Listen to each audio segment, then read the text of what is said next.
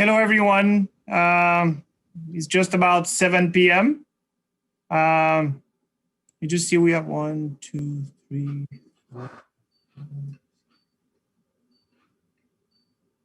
I think we have a quorum now. See here, 1, 2, 3, 4, 5, 6. Yes, we do have a quorum. Larry is with us, but I think with the timing, we've agreed that I'll be starting the meeting. And so first of all, I would like to call to order this meeting of the advisory committee. And we will first start with the approval of the minutes from February 3rd. Tony, if you're online, thank you very much. Great job on the minutes. And I believe that everyone's feedback was taken into account as far as any updates. So if there are no more comments, I recommend that we move forward voting those minutes. So moved. Dennis. Thank you, Dennis. Well taken. So, Tony, again, great job on the minutes. Larry, since you've joined us now, we are pretty much done with the minutes. So, okay, I think we just take a roll call just to affirm the. We should take the vote on the minutes. Oh, perfect. So, Larry, where do we have your vote also on the minutes? Yes. Yes. Okay. Yes. Of course, Bernard. Yes. Jack? Yes. Dan? Yes. Paul? Yes. Brian? Hello, Brian? I don't think he's on. Oh, okay. I Sharon? don't see him. Yeah.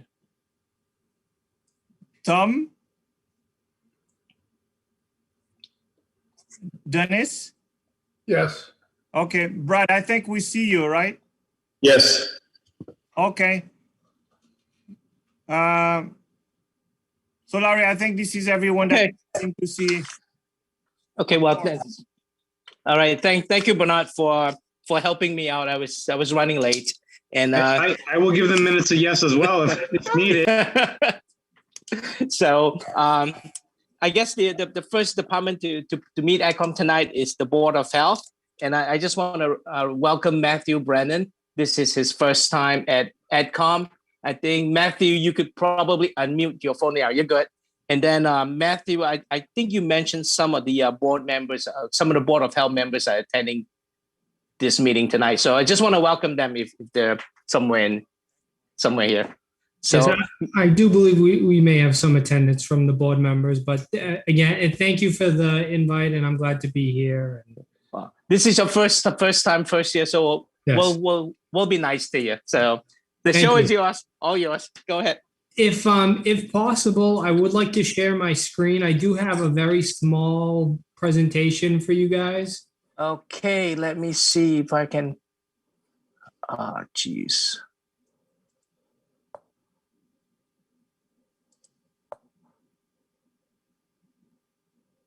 Okay, you're good. Okay. So yeah, this is week 3 for me here at in the health department. So some of this we'll go through is just kind of an introduction about the health department, and the actual budget was done by Chief Kelleher prior to my arrival. So these are some of the things that he put together. He may be on the call as well. I'm not sure. But if he is, he may jump in at some point. Matt, I am here. So if you need anything, just holler. Absolutely. Thank you, sir. The goal of the health department is to prevent disease, protect public health of our citizens, protect our environment, and to be prepared in times of public health emergencies. Since 2020, the health department's most important role is to protect and control diseases dangerous to public health, such as COVID-19. The rise of COVID-19 caused a state of emergency within Massachusetts, which gave local health departments the authority to track COVID-19 cases, isolate and quarantine infected individuals, and enforce all applicable governor's orders to stop the spread of the virus. Now, on top of that, we do have other routine services that we do provide the public. So we continue to inspect local residences and businesses throughout the town.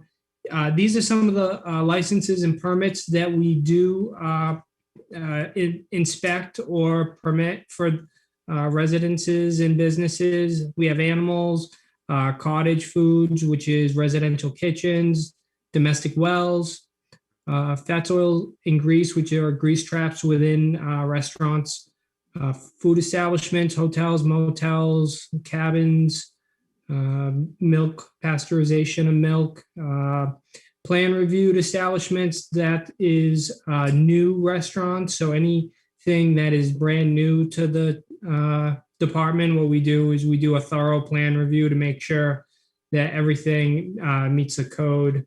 And I don't know, we can keep going through them, but camps and septage, Title V, tobacco, you name it. So, that is some of the background. And these numbers actually don't even include the Gillette Stadium and the establishments that we have in there as well. So there is a lot going on. Now, the 2022 operation budget request, in order to do everything that we do, we have a full-time director of public health, full-time assistant health agent or sanitarian, a half-time assistant health agent or sanitarian, and a full-time public health coordinator. You can see the salaries here. Basically from 2019-20 through 2022, they're just incremental increases, just for step raises and other things. Expenses, those are incremental too. The budget isn't, there isn't much fat to the budget. I have it lay out in the next slide, but there are no significant changes from 2020, 21, 22. It's been just slight increases. Here's the breakdown of kind of the expenditures of the health department. The biggest one is educational opportunities. There are, being a health department, there are a lot of different educational components of the job. Employees are want to become, we have one employee that wants to become a sanitarian, which you'll see on the next slide. So tuition costs are, one thing.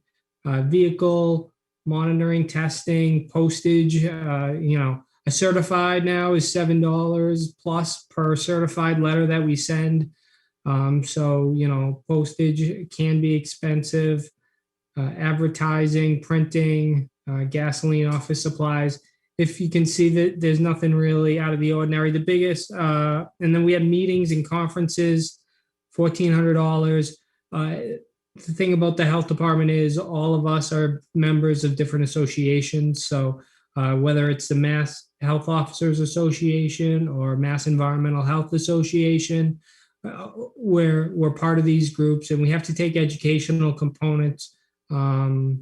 So we do go to conferences to maintain our CEUs and our credits to keep up our credentials. So you can see, that's basically the breakdown in the appropriations that we have for the 2022 budget. And again, there's no substantial increase to anything there. I think I did go over the tuition for $2,785. It's a little bit of an increase, we think, compared to what actually I showed on the last slide. So tuition rates are rising, and it is these reimbursements are in compliance with the steelworkers contract. So That's a consideration that these costs are going up, and we haven't really asked for it here in the 2022 operation budget, but it is sort of a concern internally. With that dollar amount, it does limit what other individuals can do, whether we want to do food manager classes, system inspector classes, or other educational opportunities for certificates that we don't necessarily have. So that's a consideration for you. This operational budget does not include the public health nurse that is funded through the fire department. I'm sure most of you are aware. And just on a side note, maybe that this won't affect us for the FY 22, but the health department received a health modernization grant thanks to Chief Kelleher. We have in order to modernize the department, we have inspectional software called Food Code Pro and Housing Code Pro software. Not this year because we do have the grant, but following this, the town does assume the responsibility of the $3,600 per year software. So, the move for everyone is to do more business online, and we're trying to follow that as well. And, maybe not this budgeted season because we have, the grant, but in the future, we would like to continue to modernize, our systems here and our permits. That way we can, it can be easier for the department, and we can provide better service to the town of Foxborough. And that's all that I have on operating budget 510. This is also out of the health department account. This is account 520. This goes to LifeWorks, formerly the ARPA South Norfolk. It's a grateful, and this is right out of their, what they give us for their report for this year. But they're grateful to be a partner with the town of Foxborough. The financial support the town of Foxborough gives their organization, as well as 11 other local towns, enables them to optimize the services they provide to the residents who are diagnosed with intellectual and developmental disabilities, including autism. It's through this partnership that their organization is making a difference in the lives of people with disabilities, and they're thankful for that collaboration. LifeWorks requested level funding, $9,753, and that is also reflected in the health department's budget. So that is my brief overview of our budget. I will try to answer any questions that I can for you. And if I don't have them right now, I can, Mike might know, or I can also get back to you with the answers. So thank you. Thank you, Matthew. Jack, Martin, do you have any questions for Matthew? Do you have any further questions? Any of the liaison members that met with with Mike Kelleher before? Yeah, we met with Mike, and it was a good session. I'm particularly interested in hearing from Matthew. He's been on board now a few weeks. Often the insights that a new person gets are very powerful and maybe worth listening to. And maybe it's too early, maybe it's not. But when you move from one pond to another, you see things that the rest of us don't see. What have you seen that is uncommon, unusual? Maybe we can do better or different. Let's see. No, to be honest, from what I've seen, Foxborough is in a really good spot. I see the people around town hall, the collaboration there is great. To be honest, a lot of the problems that we have in the office regarding, the move, that is a kind of, we're trying to modernize with everyone else, and that's being pushed out through the state as well. And well, I had my time in Weymouth. We were going through the same exact struggles there. We were trying to move in that direction, and it was hard for us too. So, to be honest, it is very similar to what I'm used to, and I think you have a great group of people. I haven't been there long enough to say anything. Maybe if I'm there longer, I'll have a little bit more for you. But at the moment, there's no big red flags or anything. Just a great group of people. Yeah, I guess what I was looking for were not just red flags being something that's not good, Right. but paths to doing something different or better at a higher level than we've done in the past. And maybe once again, that's not yet clear. It's tough. Part of being in this position is getting to know the town itself, the town of Foxborough.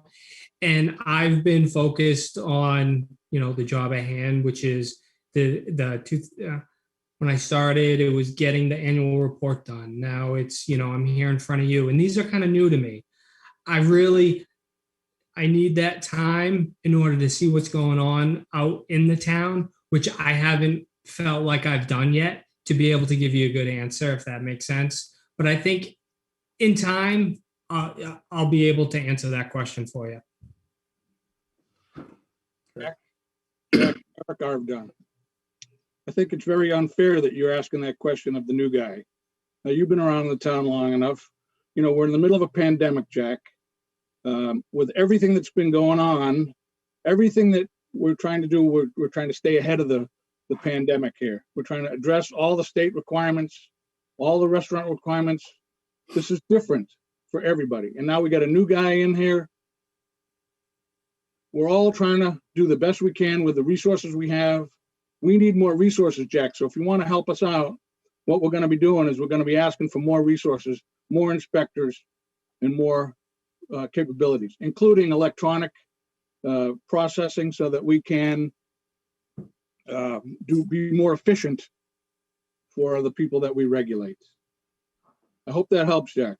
Yeah, Eric, I think you realize that those issues don't start with the advisory committee. They start with your board and dealing with the town manager. And it comes to us as a budget eventually. So what's your point, Jack? I don't understand. The point is that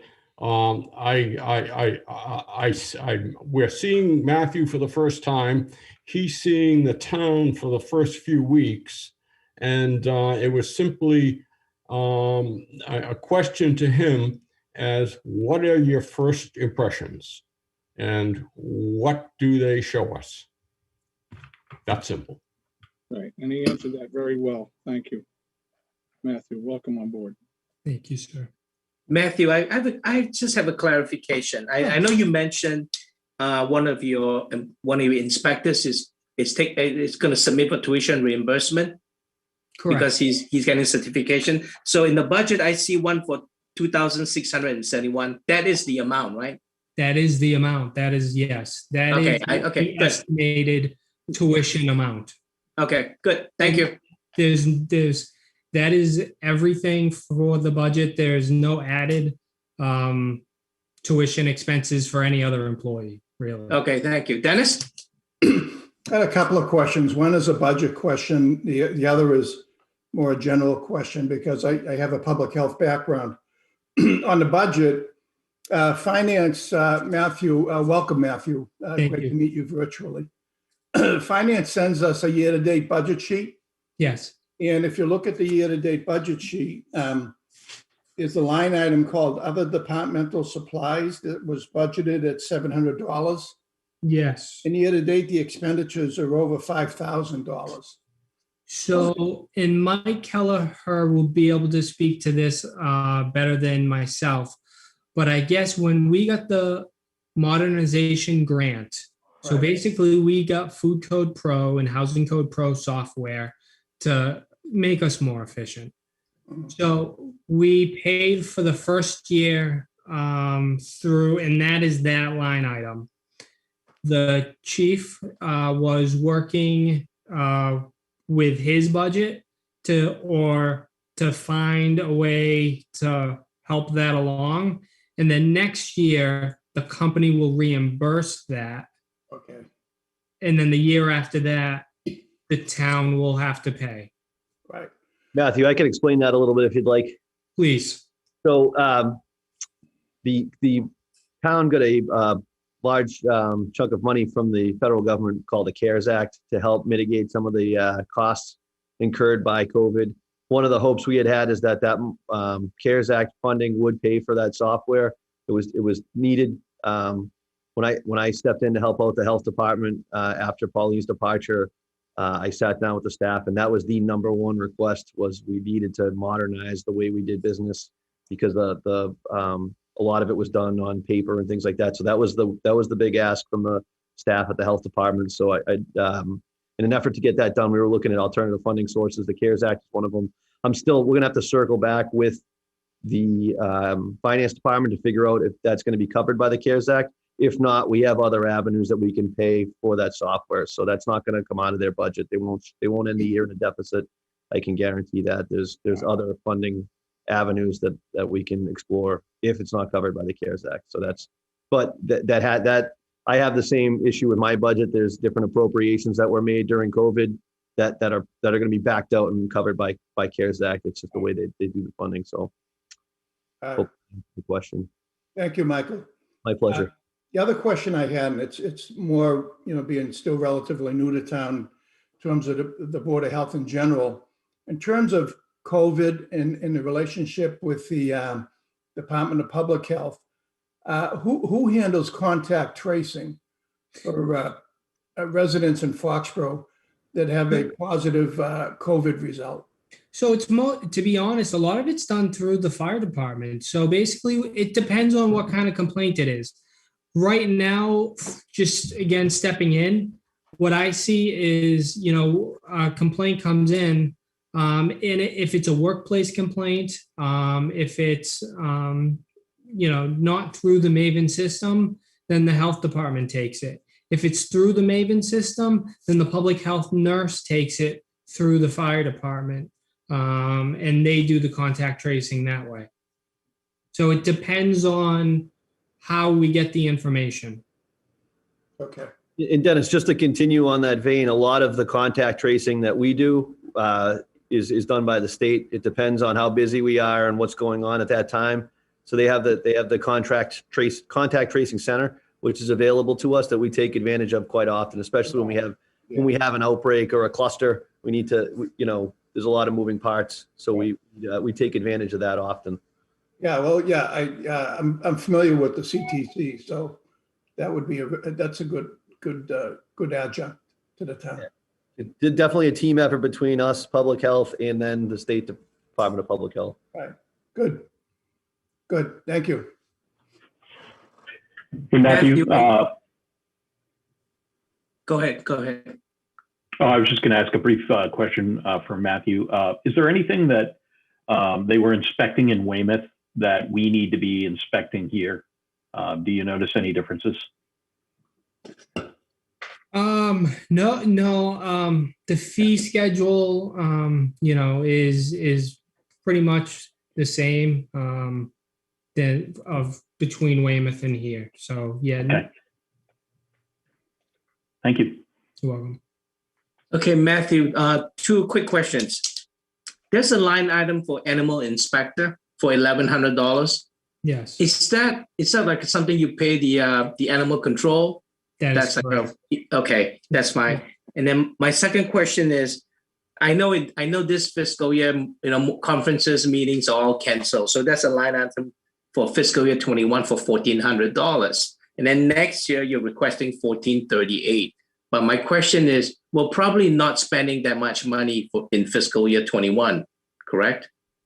So conferences are still going on, unfortunately. Well, they're virtual now. Virtual, yes. Because because MHOA members, Mass Health Officers, or MIHA members, we still have to pay fees to those organizations. So Okay. yeah, the fees aren't as much this year. You're Okay. totally correct. Yeah. Going forward, they're going to be back at that level or even Right. more. Okay, fair enough. Thank you. You're welcome. Any further questions for Matthew? If not, we'll need to move along. And I just want to thank you for coming. And if we have any questions, the liaison will reach out to you. But thank you for coming. Okay. Thank you, Thanks. everybody. Yeah. Bye.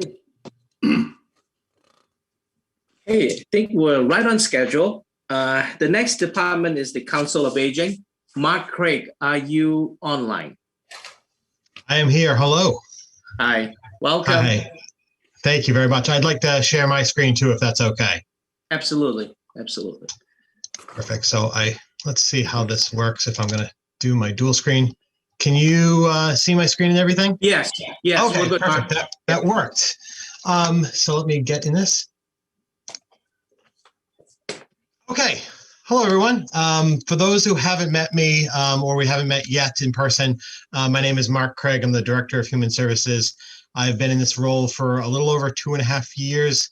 Before that, I was in Randolph. Before that, I was in Hanover in a variety of roles all over the municipal spectrum, as they say. So I'm going to start off tonight by giving you guys an overview of 2020, the highlights, the lowlights, our COVID procedures here at the Foxborough Council on Aging and Human Services Department, adaptation, and then I'm going to end up with my FY22 request.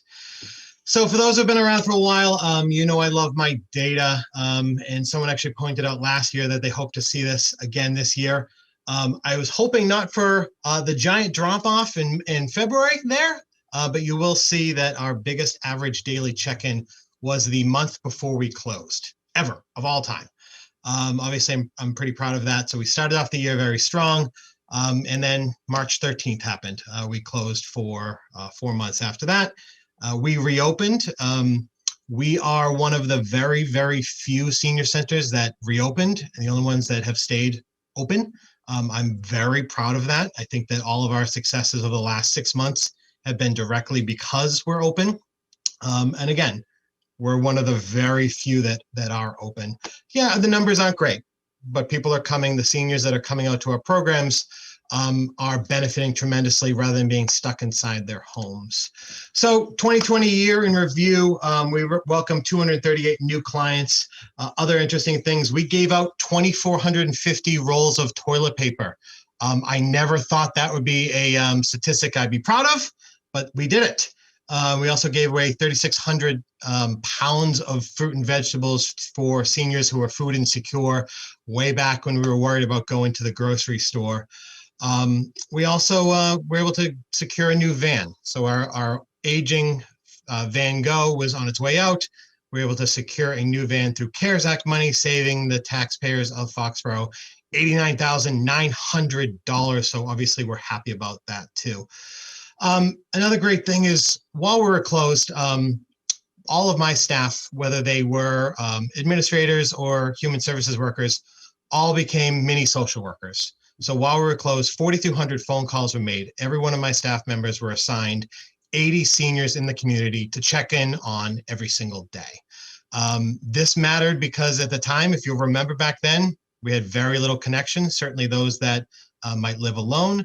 So friendships developed, and I mean real actual friendships that for years, if someone might just say hi as a staff member was going to the bathroom and the person was in Tai Chi, but my staff became caregivers for these seniors. If there was a need that needed to be met, that the referral was made to Pam or Christina, our social workers. Their needs were met immediately, and we got things taken care of. I did a lot of community needs assessments for our seniors and our human services. For those who don't know, our human services are basically anyone over the age of 18 who needs assistance. We can connect them with the resources that they need, whether it's because of food insecurity, rental assistance, a person to talk to, or just trying to figure out what the next step in their life is. So we were able to gain 134 new human services clients, most ranging between 18 and 59, obviously for obvious reasons. A lot of people that never thought they would need help filling out unemployment insurance, never thought they'd have to worry about healthcare because they were in a very, very stable job that all of a sudden March 17th disappeared. We were there for them. I'm very, very proud of that. Pam and Christina, they did a tremendous job, really, really working their butts off, talking to a lot of people, getting people the resources that they need. And most of the time it wasn't too late for them. It wasn't too late. So we're very excited about that. We did a lot of giveaways. We were closed. We were still giving things away. We gave away toilet paper. We've been giving away pies. We gave away food, and we've continued that. I started giveaways really back in April, but around August, I started to realize that we needed to get ready for what eventually would be a vaccine giveaway. So we wanted to get better at giving things away. And normally I would never touch, in a perfect world, I would never touch a municipal department giving things away to town residents. But it's just a perfect scenario of us getting better at taking reservations, taking appointments, taking in hundreds of phone calls at one time. So the name of the game over the last few months has been giveaways. We're doing meals, we're doing pies. I mean, we're really giving away a lot of really great stuff. So while we were closed to the public was 14 of the longest and the shortest weeks of my life. We did a lot of virtual programs. We tried to do as much as we could to offer to people. I was here every day. We were doing bingo every day. I mean, stuff that I thought was a great idea at the time. And by the end, I was like, I can't deal with bingo anymore. I never thought I would call so many bingo balls. But the craft organization helped us out. We had Pat Patriot, we had NFL players, we had cheerleaders, just to try and keep it interesting. We also did at-home yoga, at-home exercise classes, at-home craft classes. My staff also worked on updating a 5-year-old community resource guide, which we ended up producing. It's a 24-page guide that is a complete Bible of everything that's available to every Foxborough resident. So we're able to really connect people with these resources. And we're actually working on updating that again this spring. So that way, if phone numbers have changed. We also partners with the Sage School, their capstone project, which was supposed to be with the seniors in Foxborough at the Senior Center, turned into a virtual presentation. So we're able to host all their videos so the community could see it starting last spring and into the summer too. So then it started to become time for us to get ready to open. I knew that I wanted to open. A lot of other senior centers, as I said, had not planned that. I modeled a lot of my reopening procedures. I'm a Disney nut. That's something weird about me, but I model a lot of my reopening procedures after Walt Disney World, trying to figure out how to best deliver the message to seniors in a clear, concise way to let them know that things have changed. For many people, this was their daily life for 20 plus years coming to this building, and it looked the same for 20 plus years. Seniors don't like change. When they came back, they had to expect a lot of change. There's a lot of plastic in the building. Furniture has been removed. We've taken away coffee things. I mean, things that they came to second nature, that this was their life. Programs that before would have 40, 50 people in it, max capacity was 14. We were also able to purchase a tent with the help of the Commission on Disabilities, the Friends of the Foxborough Seniors, and the CARES Act. We were able to purchase a tent to bring our programs outside. So the first 3 months that we were open, all of our programs were outside in the parking lot. Under the tent, even in 90-degree days, we had seniors exercising outside because for some of them, this was the only time they left their house each week. We adapted. We started doing our programs outside. We started bringing programs into the community. We did hot dog grill giveaways at Foxborough Housing. We adapted chorus to be a ukulele, a kazoo type bass type program. Jean Bonneau really just wanted to keep her chorus group together. So before they'd have 40 people, so she split it up into 2 separate groups just to keep that community together. Obviously, everyone's wearing masks. Everyone's 6 feet apart. A lot of our historic presentations, we actually were able to do them on the Common. And a few seniors have actually come up to me and said they don't want to see those kind of presentations move back into the building when we go back to normal times. They'd rather be out in the community. They'd want to see people driving by and engaging with them. We also did a Christmas parade throughout the community just to bring a little bit of joy to people. We know Christmas was going to be a hard time for a lot of people, not being able to see their grandkids or their families. So just trying to bring something to them. That was a lot really quick, but so where do we go from here? I show this to you guys every year. There are 3,951 seniors, people over the age of 60 in Foxborough. That number is anticipated to rise to 5,452 by 2030. So it's expected to increase 38% by then. And then obviously the biggest thing on all of our minds is vaccine. This past week, we were able to administer 275 vaccines with the help of the Foxborough Fire Department, Tom Kenvin and Corey Shepherdson. I mean, it's been unreal. We've been able to do that here at the Senior Center. That is what we were preparing for. We've been taking registrations. We've been registering people on the Prep Mod site, if you're familiar with that.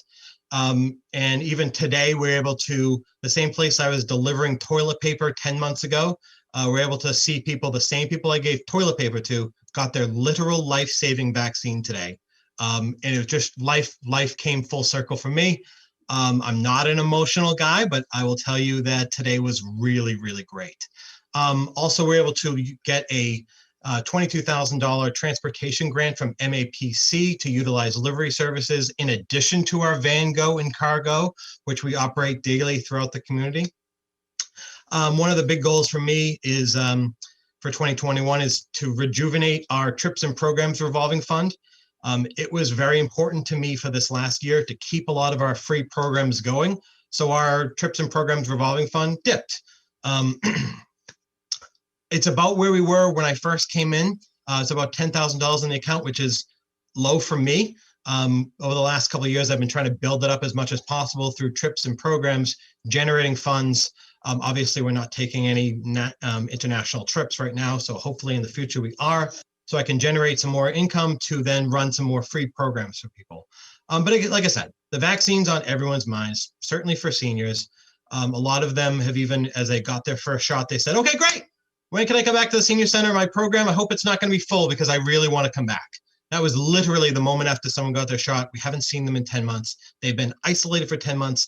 That was the moment for them where they knew that life could start getting back to normal. So it's very exciting. Then I'll kind of go into my FY21 requests. The past few years, I've been asking for an additional staff member, whether it's part-time or full-time. I explained to town manager and the finance director, I wasn't going to insult the process this year. Obviously, times are tough. Money is tight. I went for a 2% increase. Most of that was because of the union, steelworker union negotiated contract. And then just very, very small increases in our expense account items. But I did, as you can see, things are fluctuating by 50%, 166%. Everything here is basically moving all around because this year is not like last year. But I basically kept it the same with only increasing by $708. So that is my life in a nutshell. It's a lot really quick. I'm a fast talker, so I didn't mean to talk too fast, but can I answer any questions? Jack, do you have any follow-up questions?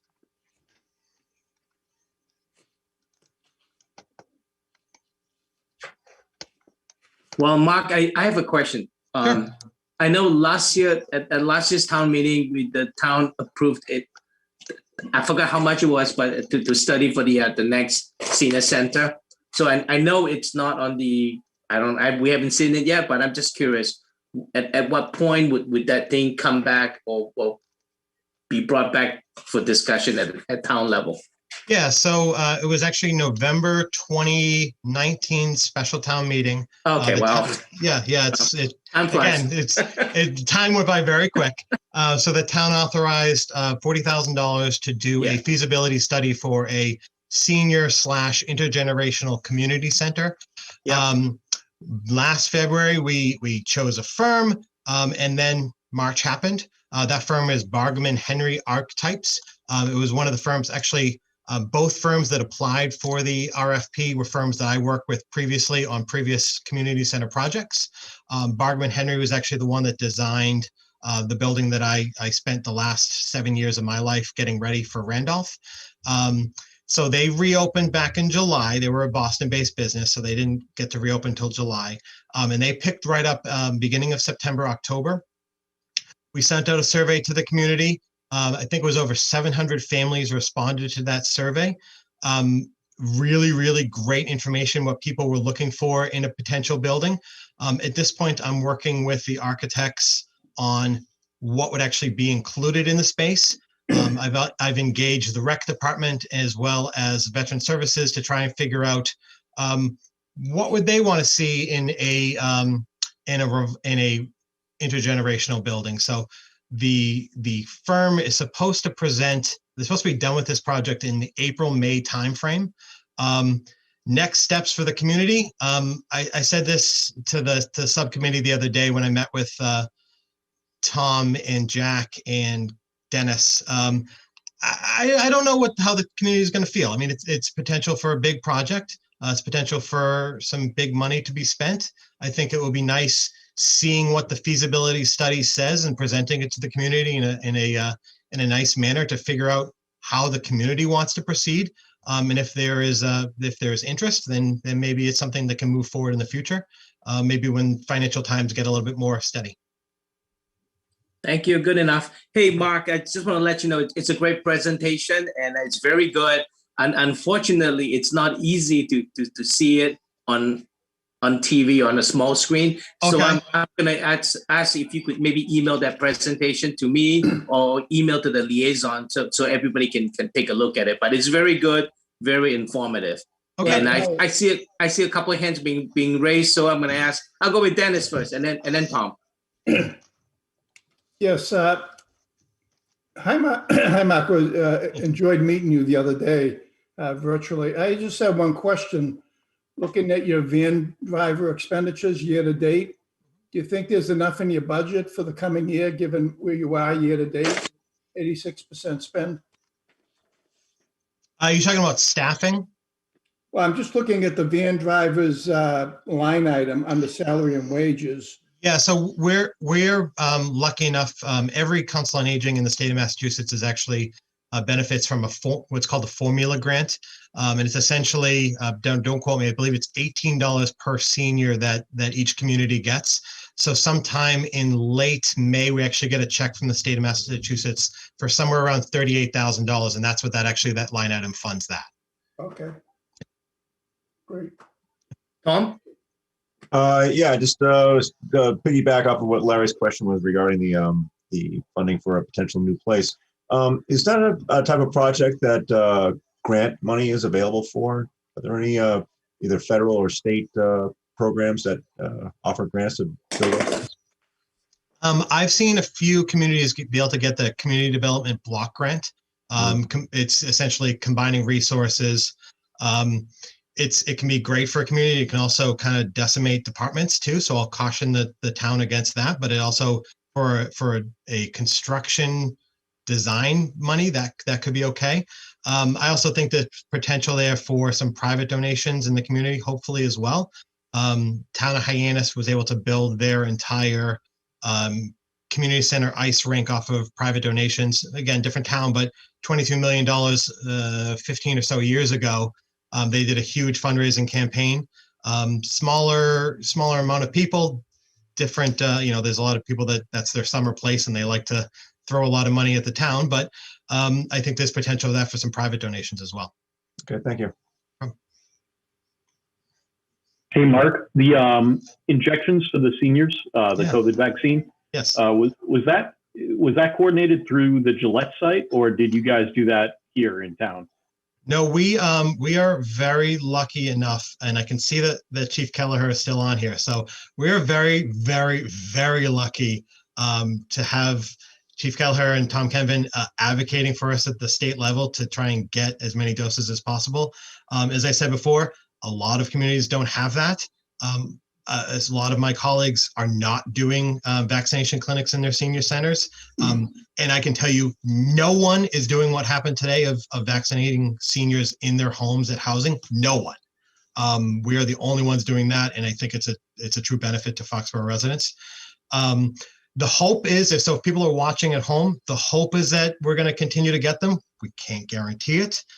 We were able to 2 weeks in a row send a robo call out to people over the age of 75 and let them know that they can sign up with us. We have one more clinic tomorrow. We literally just filled up about 15 minutes ago our 50 spots. I'm hoping that Tom calls me on Thursday and says, guess what we can do next week? Another 100 spots. That would be great. But no, so we are helping people register for Gillette.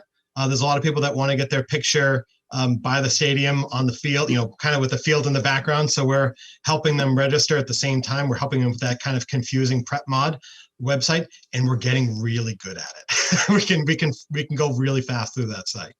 Yeah. The reason why I brought it up is because I understood that a lot of towns were having challenges here.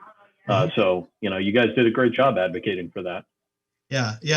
I said in a meeting this morning that if you've seen the news that 40% of people over the age of 75 haven't gotten the vaccine, that is not Foxborough. I mean, that is not indicative of the community here. Here, I'm confident in saying that most of the people who are over the age of 75 that want to get vaccinated have the resources to either come here, being vaccinated in their homes by Tom Kenvin, or be able to drive a mile and a half away to go to the stadium. So we are very, very lucky compared to most towns. Fantastic. Great job. We got a question. Go ahead, Brett. Yeah, so just wondering, because I know it's a little confusing, especially for elderly, signing up for that second vaccine. Is that something you are helping them with, making that appointment? Yeah, so what everyone's doing at the end of vaccination for every single person, I'm having an individual conversation with them, sitting down with them if they're being vaccinated here, explaining we're crossing our fingers. We're hoping that 28 days after you get vaccinated, we're going to have the shots. But we can't guarantee it. Most people have seen the news, they've seen the supply lines. So what we're doing is we're actually advocating for them to sign up for a Gillette second appointment that day. If they can't do it, we'll do it for them. And I'm telling every single one of them, that's the worst case scenario. The worst case scenario is if someone brings you up to Gillette or we bring you up to Gillette, you get that second shot. That's the worst case. That's not a bad worst case. And best case scenario is we're able to get additional 100 vaccines right before the March 1st timeframe, and we'll be able to vaccinate them. So we are having conversations with everyone who comes to this building to get vaccinated. Finding that most of the seniors are favorable to getting the vaccine, because there is some controversy. Yeah. So back in the beginning of December, once the emergency authorizations came out, I sent a survey out to our email group. I got about 300 responses, so I think it's a pretty good amount. 94.5% people said that they would want to get vaccinated immediately over the age of 60.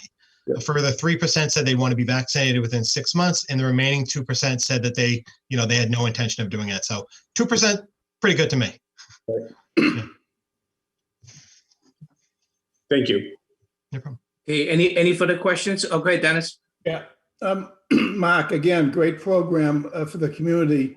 I'm curious if you're participating in the new promotion where if you bring a senior in 75 years and older, and you're not really eligible, you can get the vaccine just by bringing that senior in for the vaccine.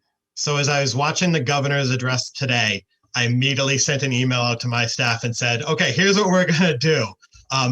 It starts Thursday, which obviously is tomorrow. Our Thursday appointments are sold out, so it's not like we can add in if someone, their grandchild brings them in. We don't have enough doses to satisfy that need tomorrow.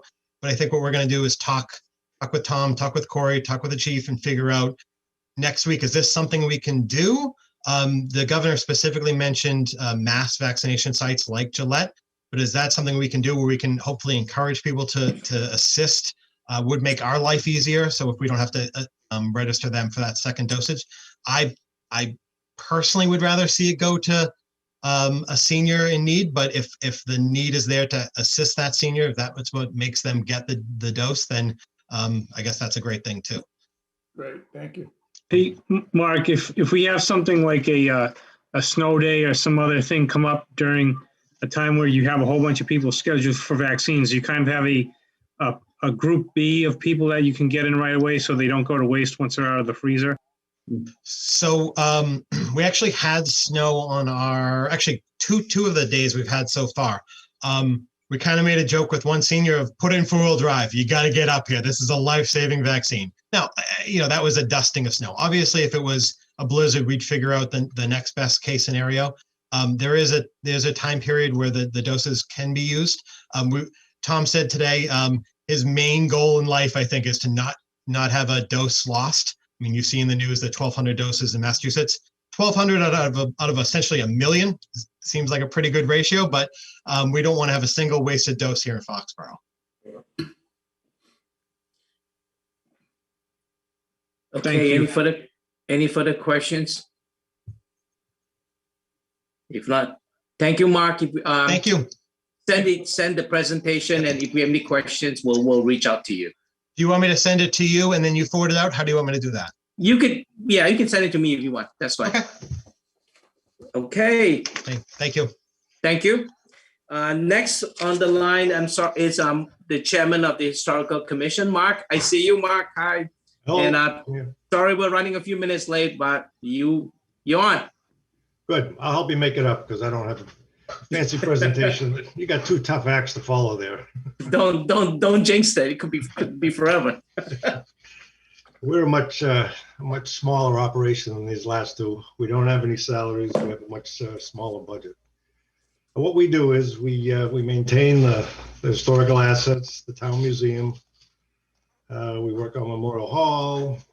We do cemetery preservation. We had a guy in last year who got a lot of work done. We review houses over 75 years that they want to get demolished, make sure that they're not knocking down the treasures of the town. We've had school tours for 2nd graders. Obviously, those are dead right this year. And basically, we've been pretty much closed since last February or so. 2 of our biggest things are Founders Day and Memorial Day, when we get most of our visitors. Those obviously didn't happen. We are open by appointment. I've had a few people come in, but by and large, we're closed. That's about it.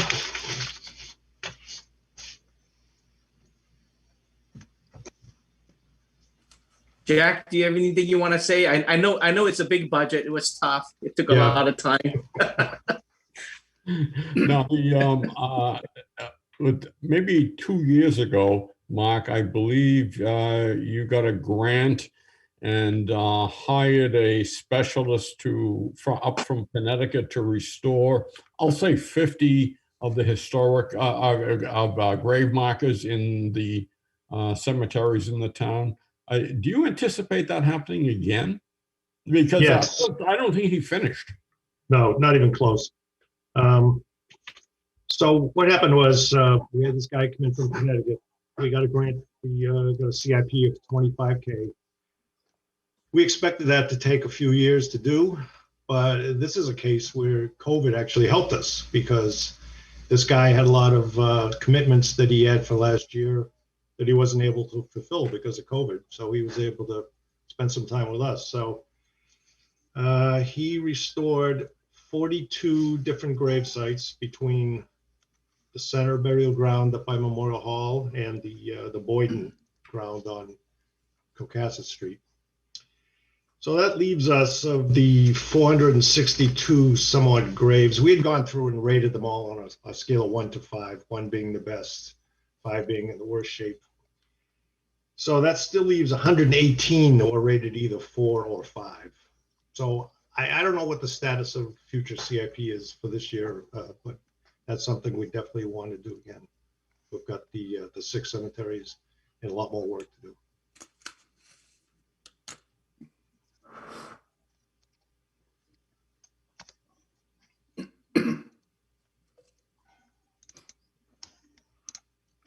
Go ahead, Tom. Just as a for instance, do you have any anticipated larger expenditures maybe in the next year or two after the fog of COVID lifts, is there anything that's been like put on the back burner that you'd like to bring forward in another year or two so we're prepared? We should pretty much be able to finish up Memorial Hall this year. We may have a little trouble squeezing in what we want to get done with it, so we'll have to reassess that. There's about a 21-year-old HVAC system that gives humidity and heating for the rooms there. The rooms are climate controlled, so that's starting to get long in the tooth. Getting a little worried about that. Would be the main. That would probably be a larger expense. It'd be a CIP type of issue as opposed to. Yes, probably. Yep. Okay. I mean, Right. it's trouble with us. We don't spend a lot on regular things. We rely on CIP to help take care of the smoothing out the big stuff. As you're trying to preserve stuff, it's better to catch it early as opposed to costing more later on. So Yeah. you know, if you had your eye on anything that was coming due or coming been precautionary for the last couple of years. And No, that would be the main thing. okay, thank you. Dennis? Yeah, just a minor budget thing, because it's why we're here. We're looking at the budgets. Again, when you look at your year-to-date expenditures, most of your expenses are really hitting the other department expense category, and nothing's hitting supplies. So it's something in terms of how the expenses are being coded. You need to look at that and maybe fix it. Well, most of the expenses this year, I mean, we haven't been open. So as far as supplies, I mean, I go in there and spend some time, other people do, but we really haven't been doing much on it. But most of our expense this year was, we've contracted with the company Advantage Preservation, all right? And the library has reels of the Foxborough Reporter.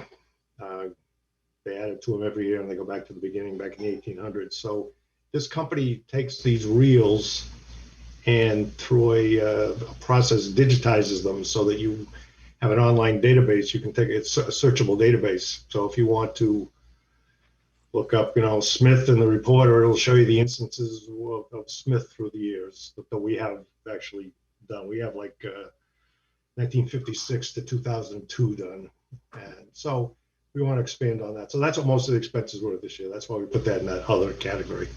Right, okay. Thank you.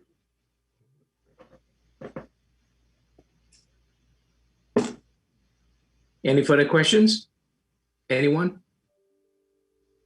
I guess, Mark, you are correct. It's pretty fast. Thank you. Thank you for it. Good to see you again, and thank you for coming. And if we have any questions, I'm sure Jack will be calling you. All right. Thank you all. But good night. All right. Okay. We're about 5 minutes early, so I see Manny's online, and I see the trustees for the libraries online. So Manny, if you're ready, I'm gonna let you start. But before you go, I'm just gonna let Bernard take over this session because I'm gonna recuse myself from the library. My wife belongs to the Friends of Borden Library, so I don't wanna chair this session. So Bernard, it's all yours. Manny, welcome. You have the floor. Thank you, Bernard. Can you hear me okay? We can all hear you fine. Excellent. So this is not a flashy budget, to say the least, for FY22. And I'll explain that in a few moments. I do want to address the library during COVID times. So Boyden Library is still one of the only libraries that are open for patrons around the area. We've been open since late July to our patrons. We had first started curbside service back late May. So it was basically patrons would be placing holds on item and staff would be coming out and delivering the items in the trunk of their car. We were doing that. And then, like I said, late July, we started to open the library to our patrons. We do set capacity. We do have volunteers at the door, making sure we don't exceed that capacity. So we've been doing that.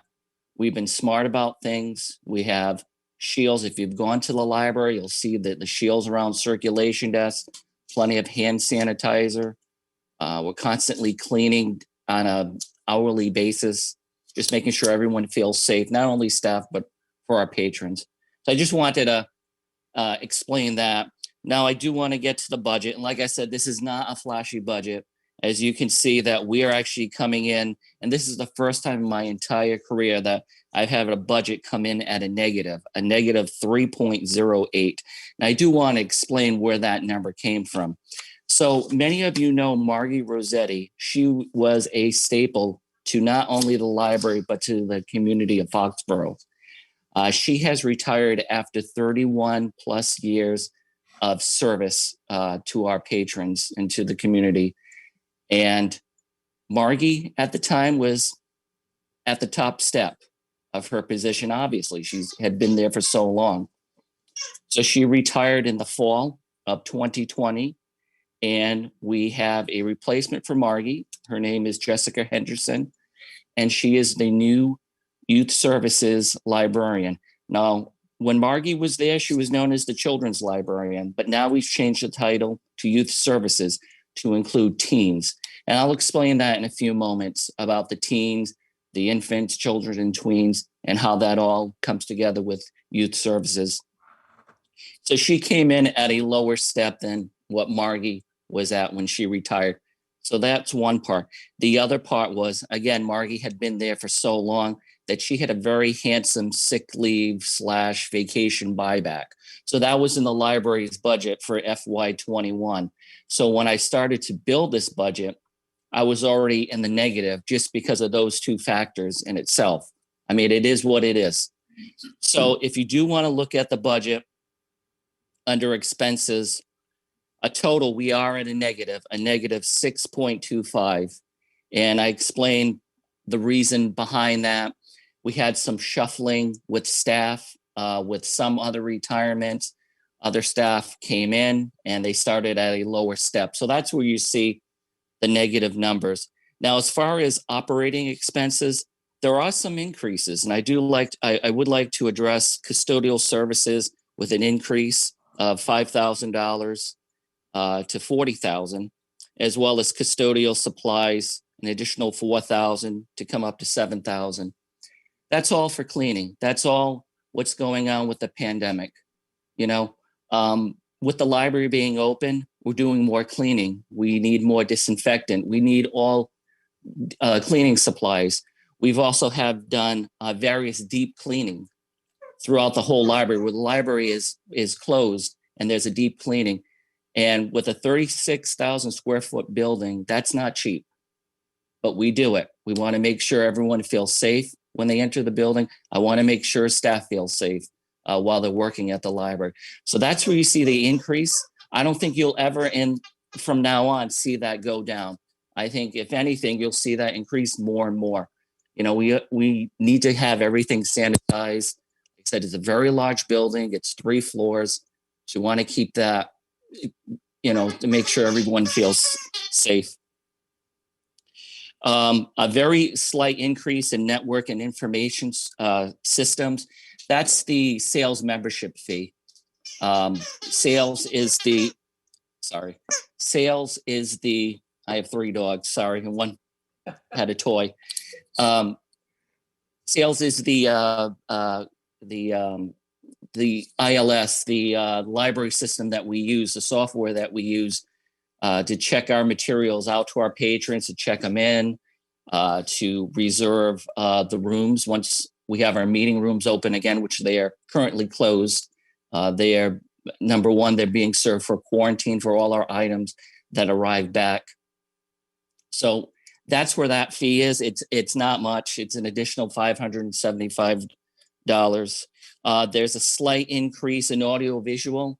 We're going to add video game rentals to our collection. Various libraries have done this, so we're going to do it as well. It's a service that I do want to offer to our patrons. Not the console, but just the video games itself. And then there is an increase in office supplies. We're going to finally get a copier for the staff. In the past, staff would use a key to make copies of everything from coloring sheets to daily cash reports. The copier company is strapped too. So, you know, they look at that now, and we're making a lot of free copies, and so we need to, stop that as well. And we're going to have a copier. That money would include the copier as well as the companies that have reached out to us. That would include the paper as well as toner as well. So that's where that number is coming from. So if I can just circle back for a moment, last year, during my presentation, I talked about a teen librarian or a young adult librarian. Obviously, that's not in here this fiscal year. Originally it was, but with consultation with the trustees, myself and the administration, we felt that it wasn't the year to be asking for a new position. That being said, next year we will come back for that position, because I know I feel very strongly about it. And I know the trustees as well. We talk about the cabin fever that's going on. I'm sure you know a lot of people, maybe yourself, boy, I can't wait to go to the movies or go to a concert or heck, go on vacation. People feel that way about the library. They do want to come back and attend programs, go to concerts, attend story times. We can do that virtually, and we have, but it's not the same when you have a story time, when you have a concert, when you have an author, or you have various organizations, the Art Association, the Scouts, they come to use the library. It's just not there right now. So once this is all behind us, I think you're going to see a surge with patrons coming back because they're going to want to use our services. And including in that, we do need a teen librarian, because that's the person that's going to guide our teens. They're the ones that are going to be purchasing the materials and creating the programs for our teens. I've said this before, we do have a teen room right now, but it's very similar to a band. You do have the participants, you have the instruments, but you don't have a conductor to lead the band. And that's what a teen librarian does. Again, we're not asking for it this fiscal year, but we are going to come back next year with that position because we're extremely serious about it. I don't know if Colin or Kevin would like to speak as well or answer questions. We can.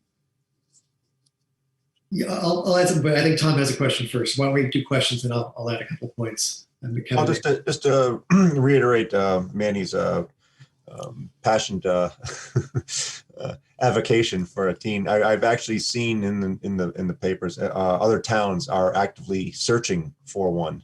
So it's not doesn't seem to be a fly by night or just a luxury situation. But if other communities are actually seeing the value in this and are actively looking, and we've now secured that, we are maybe ahead of the game as our as the people we've got in our department heads are always looking to be that step ahead before, rather than trailing the curve. We're ahead of the curve on something like that, which I appreciate. Thank you.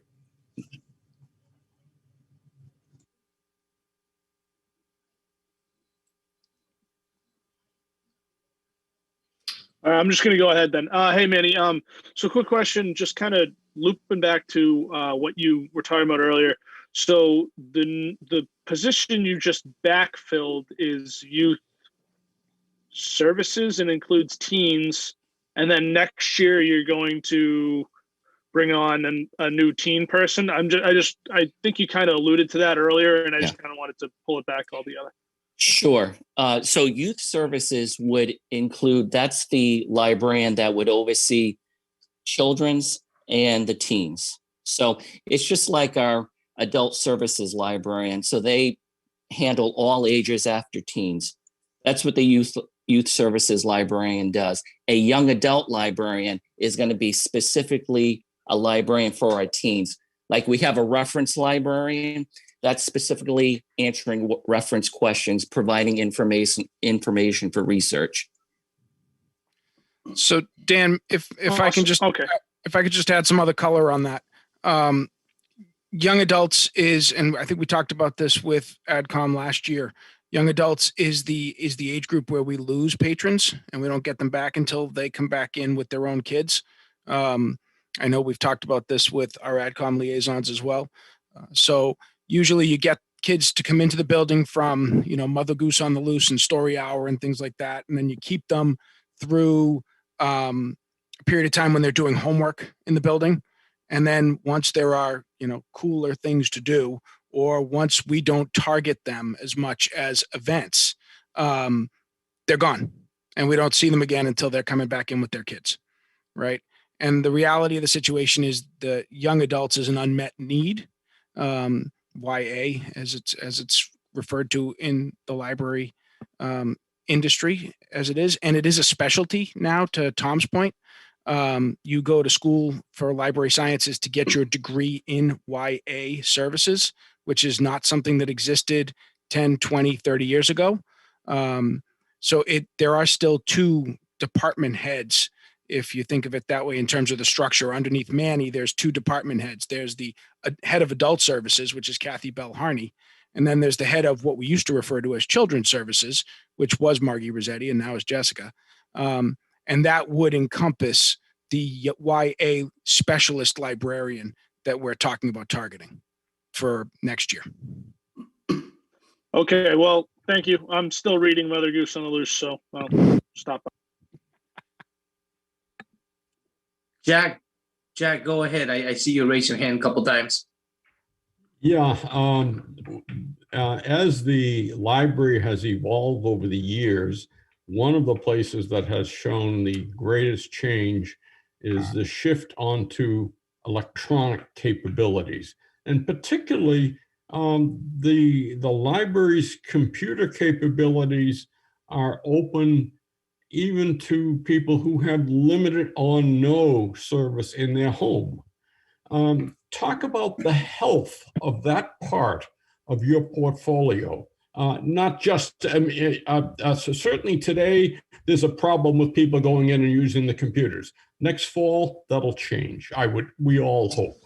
And so what is the plans there? Or maybe maybe what you have is sufficient, both in terms of hardware and software. Well, Jack, that's a very good question. I'll address the software first. When we closed our doors back in mid-March due to COVID, we weren't allowing any materials to be checked out to our patrons, but they were still wanting those services. So what we had done is we had purchased various streaming services that work with libraries. We originally had Hoopla, which is one of them. And then we had purchased another streaming service called Canopy. And we still have that to this day. Canopy is more of it's almost like a Netflix for libraries. It has motion pictures. It has a section specifically for kids as well, documentaries, educational. If you're familiar with various BBC series, Doc Martin, one of them, that's on these streaming services right now. And we have seen such a surge in that when we closed our doors, and still to this day, because we were offering something new.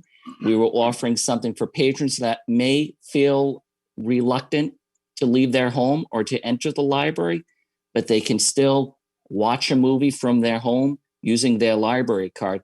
And since then, there are more companies coming out with various platforms like a Canopy or like a Hoopla.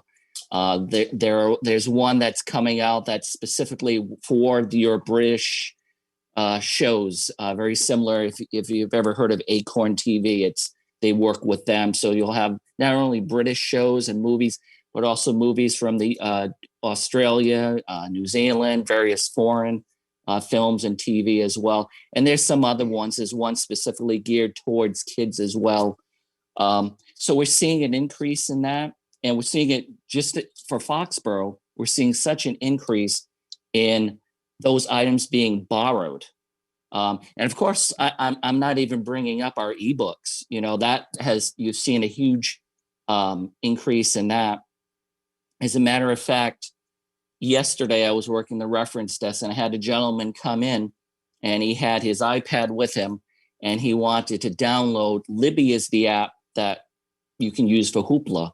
So I went step by step and I was able to get him a couple of materials to check out and read. And explained everything. So the software part, you're going to see that increase. I don't see that decreasing at all. I mean, it seems like every other week there's a new streaming app that someone's promoting, whether it be sports, movies, education. So I think you'll see more of that. As far as the hardware, we're always trying to stay up to date with our hardware.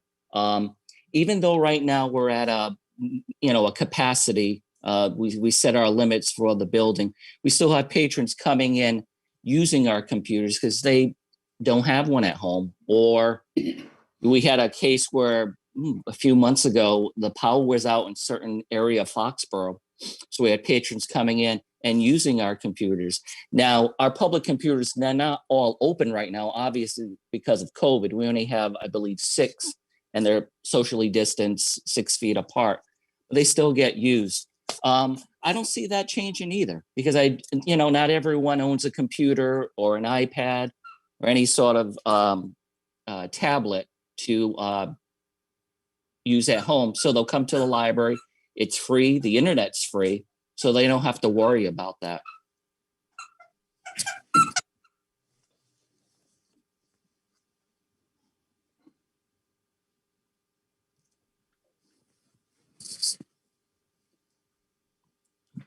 Oh, Dennis, I'm sorry. Okay, Manny. So I think what you've done is very innovative. I've tried Hoopla and Canopy. I find Canopy much more user-friendly, frankly. But, again, this is on public TV. I would encourage people. It's free. You can get movies for free. You can get all kinds of things. And it is like a Netflix.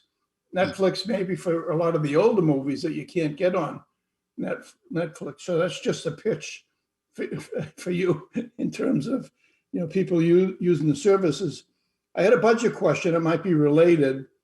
Under your network information systems, you budgeted $42,000, and through the end of January, you expended $38,000. Do you have enough in that line item, given all of this that's going on? Yes. Yeah. So what sales does, their membership fees, every single library in the sales network, they have membership fees. They're not all the same. Like ours is more than, say, like a town like Berkeley. And they made a conscious effort this year to make sure that the fees are lower than normal, because there are some towns in the network, Fall River being one of them, New Bedford, where they're pretty strapped when it comes. As a matter of fact, some of those towns and cities, they've actually had money taken away in their budget because the town or the city itself is in some dire needs. So no, that we'll have enough for that. Okay. Thank you. Hey, Manny, I have a quick question. I have a general question for you, actually. I noticed the cleaning supplies, it's jumping because of COVID. I understand. But I guess my question is, it's more, do you go out and buy your own supplies, or do we have a central person buying for the whole town? So Pam Riccio, our department administrator, she's the one that purchases the supplies for our custodial company as well as the staff. So she'll purchase everything from toilet tissue to hand sanitizer.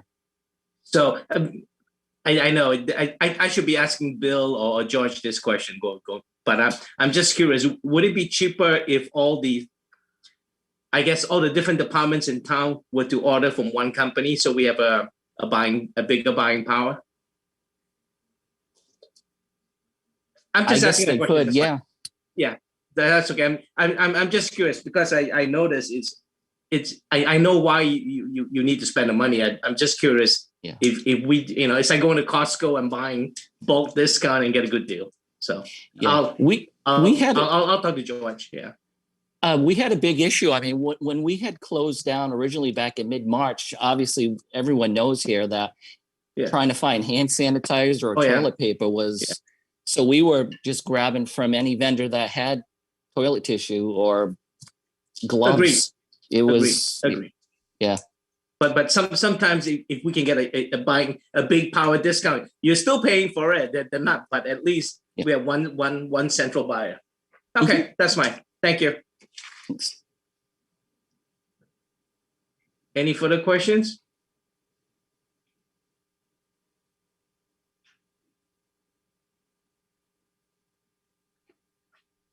I think you're good, Manny. Oh, go ahead, Sharon. Go ahead.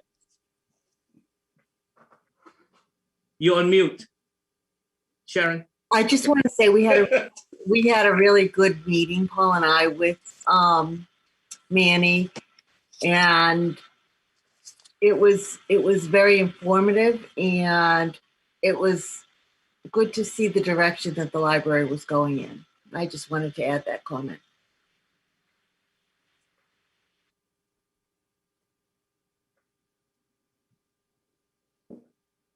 Thank you. My apologies if you heard dog toys during this presentation. I wanted you to put the cat filter on. That would be funnier.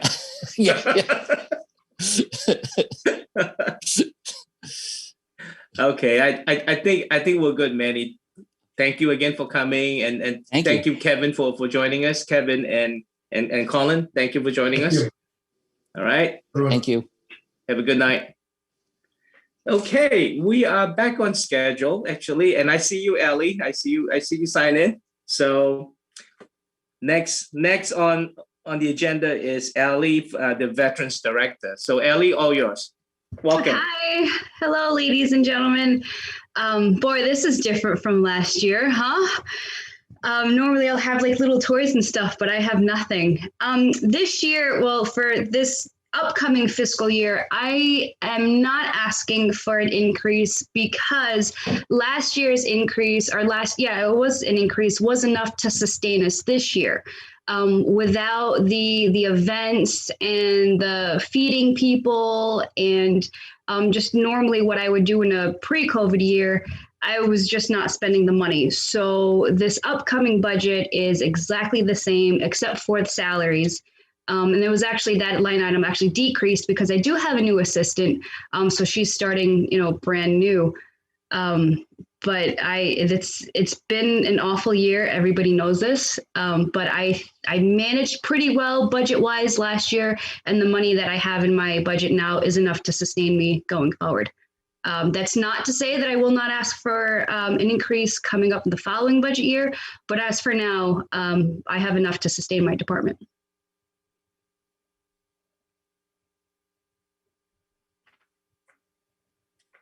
I'll take any questions or comments as long as the questions are easy and the comments are pleasant.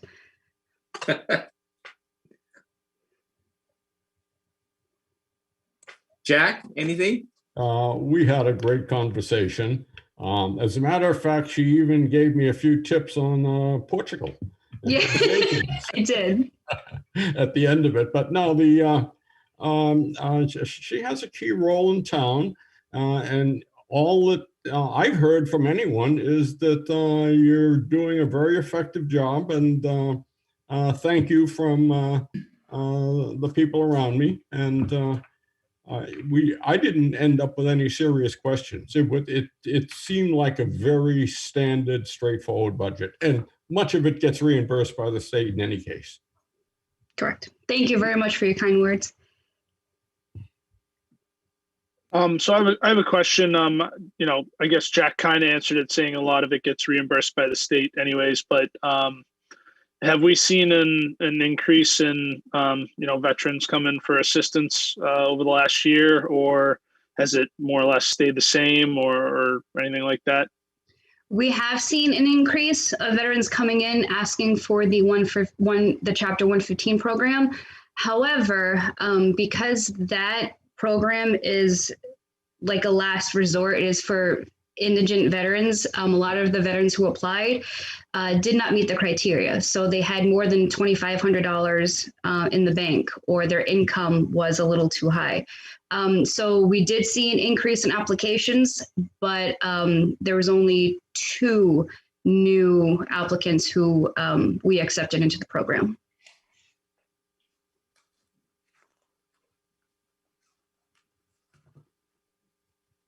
Any other questions, comments? I want to talk about how great I'm doing. Wonderful job. Dennis. But it looks like Dennis has a. Yes, sir. Yeah, I have a real tough question for you. Oh, boy. Yeah, no, I enjoyed meeting you, and I was extremely impressed with the depth and breadth of the programs you offer to our veterans in a Thank you. really exemplary fashion. I appreciate that very much. Thank You you. know what the town did for our veterans, and I think you're in good hands with you, Ally. Thank you very much. I really appreciate that. Thank you. You hear that, Mr. Johns? They like me too. I'm sorry, Mike. We couldn't see you. I don't know what you said. She's doing a terrific job, and we're very proud of her. Well, I'm very lucky to be here. I love this town. Oh, I do want to mention this. It's a little off topic, but I just want the community and the people who are watching to know what kind of community that you are living in. I had a veteran come to me and donate 3 100 gallons of oil to any veteran that will need it who heats their home with oil. He made me swear up and down that he does not want recognition. I promised him he would remain anonymous, but 3 100 gallons of oil. And it just blew me away. So he's watching now. I know he is. I just want him to know that we appreciate it. And the 3 veterans who got the oil appreciate it very much also.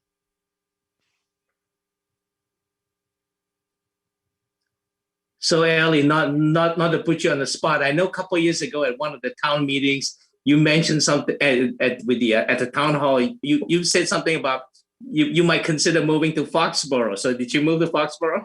No, I'm still here in Taunton. I'm looking though. I have a big family, so as soon as I find a place that can accommodate 4 kids and my husband and I and a grandbaby on the way, I'm gone. Wow. I'm in Foxborough. Not to put added pressure on you, but yeah, no pressure. My husband's listening, so I'm kind of giving him the elbow, like let's tie. Any further questions for Ellie? Anyone? I think we're good. So if we have any follow-up questions, we know where to find you. But absolutely. Thank you for coming. Have a good night. You as well. Thank you, everybody. I appreciate your time. Bye. Bye-bye.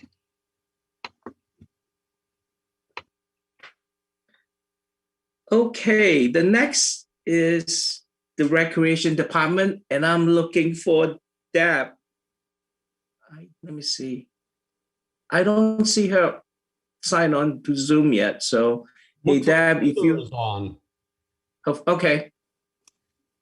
Deb, can you hear or see us? Oh, hi. Good. Well,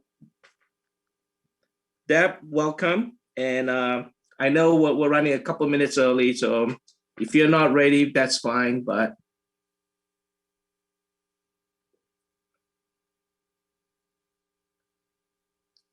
did someone say she's on? Yes, Heather Harding will be, I believe she chairs the board, the recreation board. Okay. And she's representing the recreation department. Thank you, Jack. Hi, Heather. Hi. Welcome. How are you? We're good. Renee is on. Deb is on somewhere, but I can't That's fine. hear her. But Renee is on no video, but she's on the call and she can go ahead and give you the update. She is the assistant director for the recreation department. So Renee, you're up. You have to unmute though. Hi, Renee. You need to unmute your phone or iPad or computer. I can see her online, but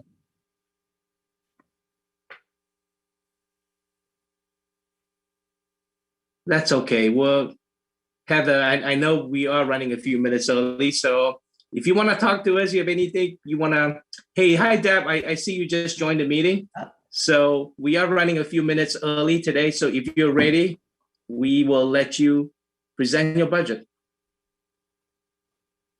Deb, you got to unmute yourself.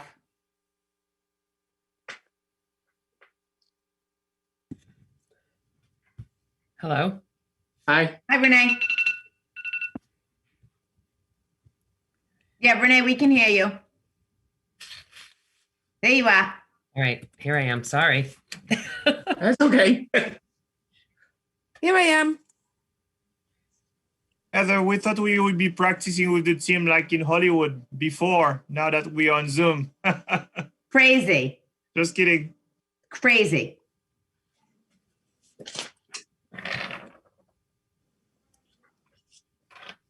Go ahead, Renee, you're up. Or Deb, either one of you.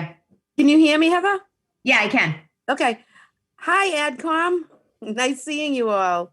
As you know, this is the recreation budget time, and Renee and Heather and I have been working hard on it because COVID really impacted us in an extremely negative way since the start of it back in March. Our presentation isn't as formal as it might be because we're down 1.5 staff members. I'm working full-time and Renee is working half-time, and we had to let Heidi go altogether. All of our salaries, with the exception of mine, are paid through revolving. When revolving stopped receiving funds as a result of the COVID and our lack of ability to run programs, our revolving fund took an extreme financial hit. Thus, the first thing we had to do was look at staffing and reduce that to a level that still allowed us to operate, but operate certainly in a much different manner. The whole COVID started us pivoting in the fall, in the spring, because we could not offer our traditional programming or pretty much any programming at all. We weren't able to offer our summer camp, which is our biggest revenue maker. We weren't able to offer spring programs, all of which provide us with revenue, and all of which is extremely important to feed the revolving account. So we lost programming in the summer, lost revenue. We lost the whole entire booth program for the summer, lost revenue. We were able to start building up programming on a small scale in the fall because we had to follow the state guidelines. Through Renee's hard work and ingenuity, we brought back the sporting programs that we could. And we had to also work around the fact that we had no indoor facilities to use, so we were strictly operating outside. So then the winter and the fall and the winter come, and we're back where we were in March with the inability to operate inside. Our programming was pretty much 0 to none. Through Halloween, we did well. And then after that, we were, again, not bringing in any revolving funds with the exception of Mill Street revolving because we were doing classes down there plus some rentals. And we had the log cabin income still maintaining its monthly payments. So now from pivoting to rebuilding is where we are now.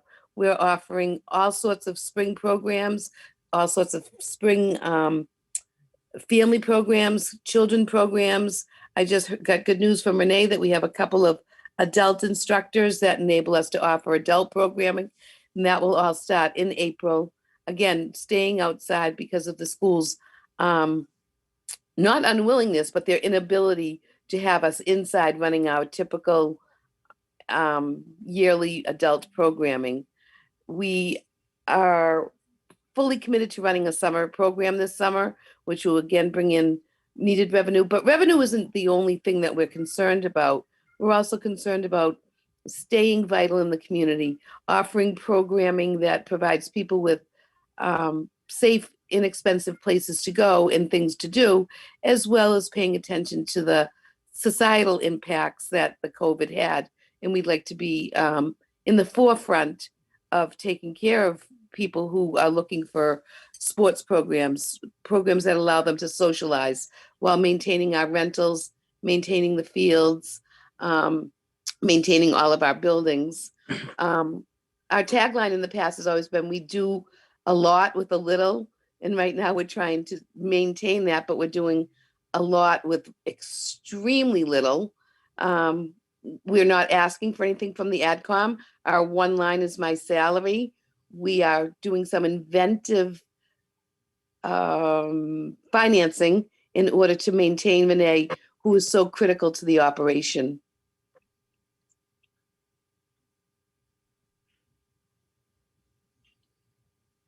Thank you. And any questions for that? No. Jack?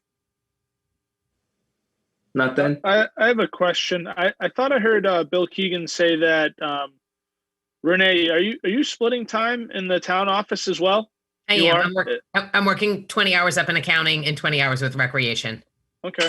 Will that help recreation in the future at all? Is that training for you at all, or is that just the way to get It the has hours? helped quite a bit. I've learned how to use the Munis system, which is the system that we use. It has helped us. It's going to help me with our invoices, our billing, the accounts payable. It has helped me. I can do payroll now. I've learned so much more than I ever thought that I would. So yes, it has helped quite a bit. Awesome. It's great to hear.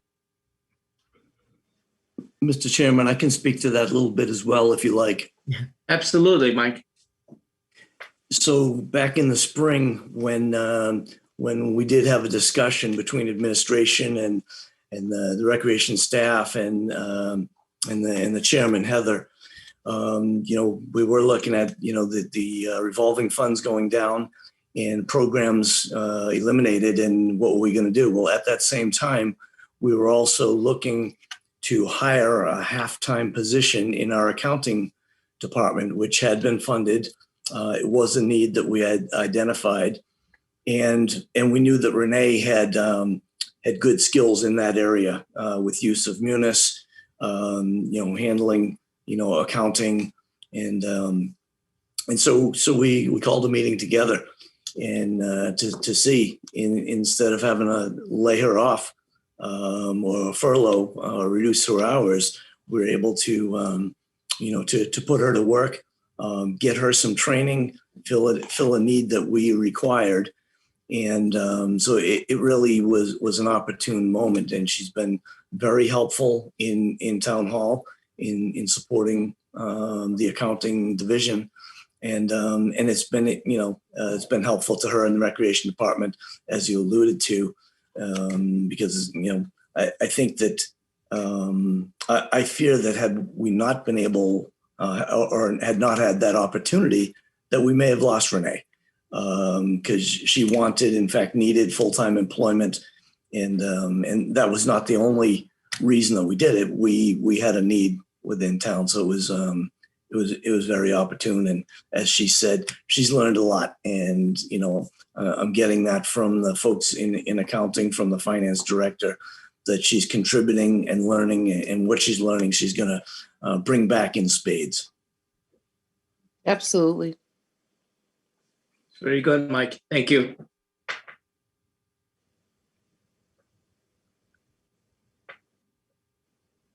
I think, Deb, you flawed us. We have no questions for you. Usually we have a lot of questions, but tonight everybody's quiet. Well, that's a good thing then. It's a good thing. It is a good thing. I hope that it helps you out. Yes, it's a very good thing, very informative. And if we don't have any more questions, I think I'm just going to thank you for coming in. Thank you, Renee, Heather, and you for coming in. Thank you. If we have any questions, we know where to find you. Thank you. Thanks, guys. Appreciate it. Have a good night. Thank you. Bye, everybody. Good night. Good night. Wow. We are way ahead of schedule. I'm impressed. So I guess a couple housekeeping things we'll talk now. Next week is when all the town will close the warrant articles for this annual meeting. And right now we're looking at maybe 21 articles to review, give or take. So we're going to be busy in March. There's going to be a lot of things going on. We have a lot of meetings pretty much all set up. And my goal is to have maybe 6 or 7, no more than 6 or 7 articles a night, because if we have too many, we'll never get it done, and we will be burned out. So once I get the articles, I will forward to everyone. I'll work with Bill Keegan to come up with a plan, to kind of balance easy ones and hard ones, so we can kind of finish 6 or 7. That's the first thing. Second thing, I just want to clarify. I know in the beginning when you guys voted on the minutes, I'm just gonna make sure the minutes reflect that 9 people voted yes and 2 abstained. That would be Sharon and Brian, because you guys weren't here last week. So I'll make sure the minutes will reflect that. And then next Tuesday is the Board of Selectmen meeting. That's when the warrant articles will be presented. So if you want to, check the agenda and find out what time it's presented, they are pretty good. They are right on time. So if it says 7:05, it's pretty much 7:05 is when they will talk about the articles. I know Mike is cracking the whip. That's it. Time's up. Next. So they're pretty good. And then next week we have 7 different departments coming, 7 department heads. So I don't know. We'll see. It might run a few minutes longer, but we do have 7, and we should be able to get through it. So I think I've had everything I want to tell you. So do you have anything you want to add on? Any items to bring forward for discussion? General items? Yeah, I have a general question only because it just kind of popped into my mind. We just heard from the rec department saying, they had to lay somebody off and reduce Renee's time. I worked with the school department, which is a little different, but as far as I know, they're the only ones that had to lay anyone off in the last year. Did anyone else hear anything differently? I don't know if that's good Mike, to hear or bad to hear or whatever, but that's Mike, the first and only layoffs I've heard of so far. Mike, can you address that question? Sure, I can speak to that.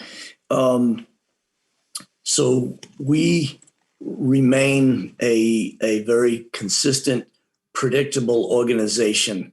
We hire good people. We try to maintain them. We try to promote from within, and we try to develop folks. And when we hire them, we try in general to bring them in from the bottom. In other words, we try to hire within the first 3 steps. Step 1 when possible. Sometimes when we get to some of the department head positions, especially when you talk about something like building commissioner, for example, that's a lot tougher to hire, and so we can't hire somebody at step 1 because we're competing with a lot of communities. So getting to your question, though, we very much do not want to lay off. I mean, we are. Mark Craig talked earlier this evening about his program being one of the very few in the Commonwealth that's been running throughout. He's had his staff on hand. You heard Manny talk about the library staff being one of the first, at least in our region, to be serving patrons. First curbside, and then actually opening the doors again on July 22nd in Town Hall. We opened our doors back up to the public right after the 4th of July weekend. So I'm giving you the long answer, but I want to give you the complete answer. So we have had no reduction in services. We have worked very hard to continue to provide all the public safety, all the public works, all of the administrative, as well as human services and other services. We've gotten responses that folks in town have been very pleased that we've gone above and beyond to do the best we can to keep our doors open and to provide those services. So back to the beginning of my comments, I talked about we worked very hard to be a consistent, predictable organization. There are organizations out there, especially ones who have found themselves in a very bad position, maybe because of poor planning, or maybe just that they're not as fortunate as we are, who've had to do layoffs. And what that does is when they're going to get to a position where they need those people back again, and there's it's likely that those folks would have found other places to go. So then you're back into rehiring, retraining, rebuilding, and putting your organization back together again. We like our budgeting to be stable. We like our people to be that same sort of on that same pathway. So we don't want to see ridges and troughs. And so we have found the need to keep the people across the school and town side, and we've been able to keep them very busy.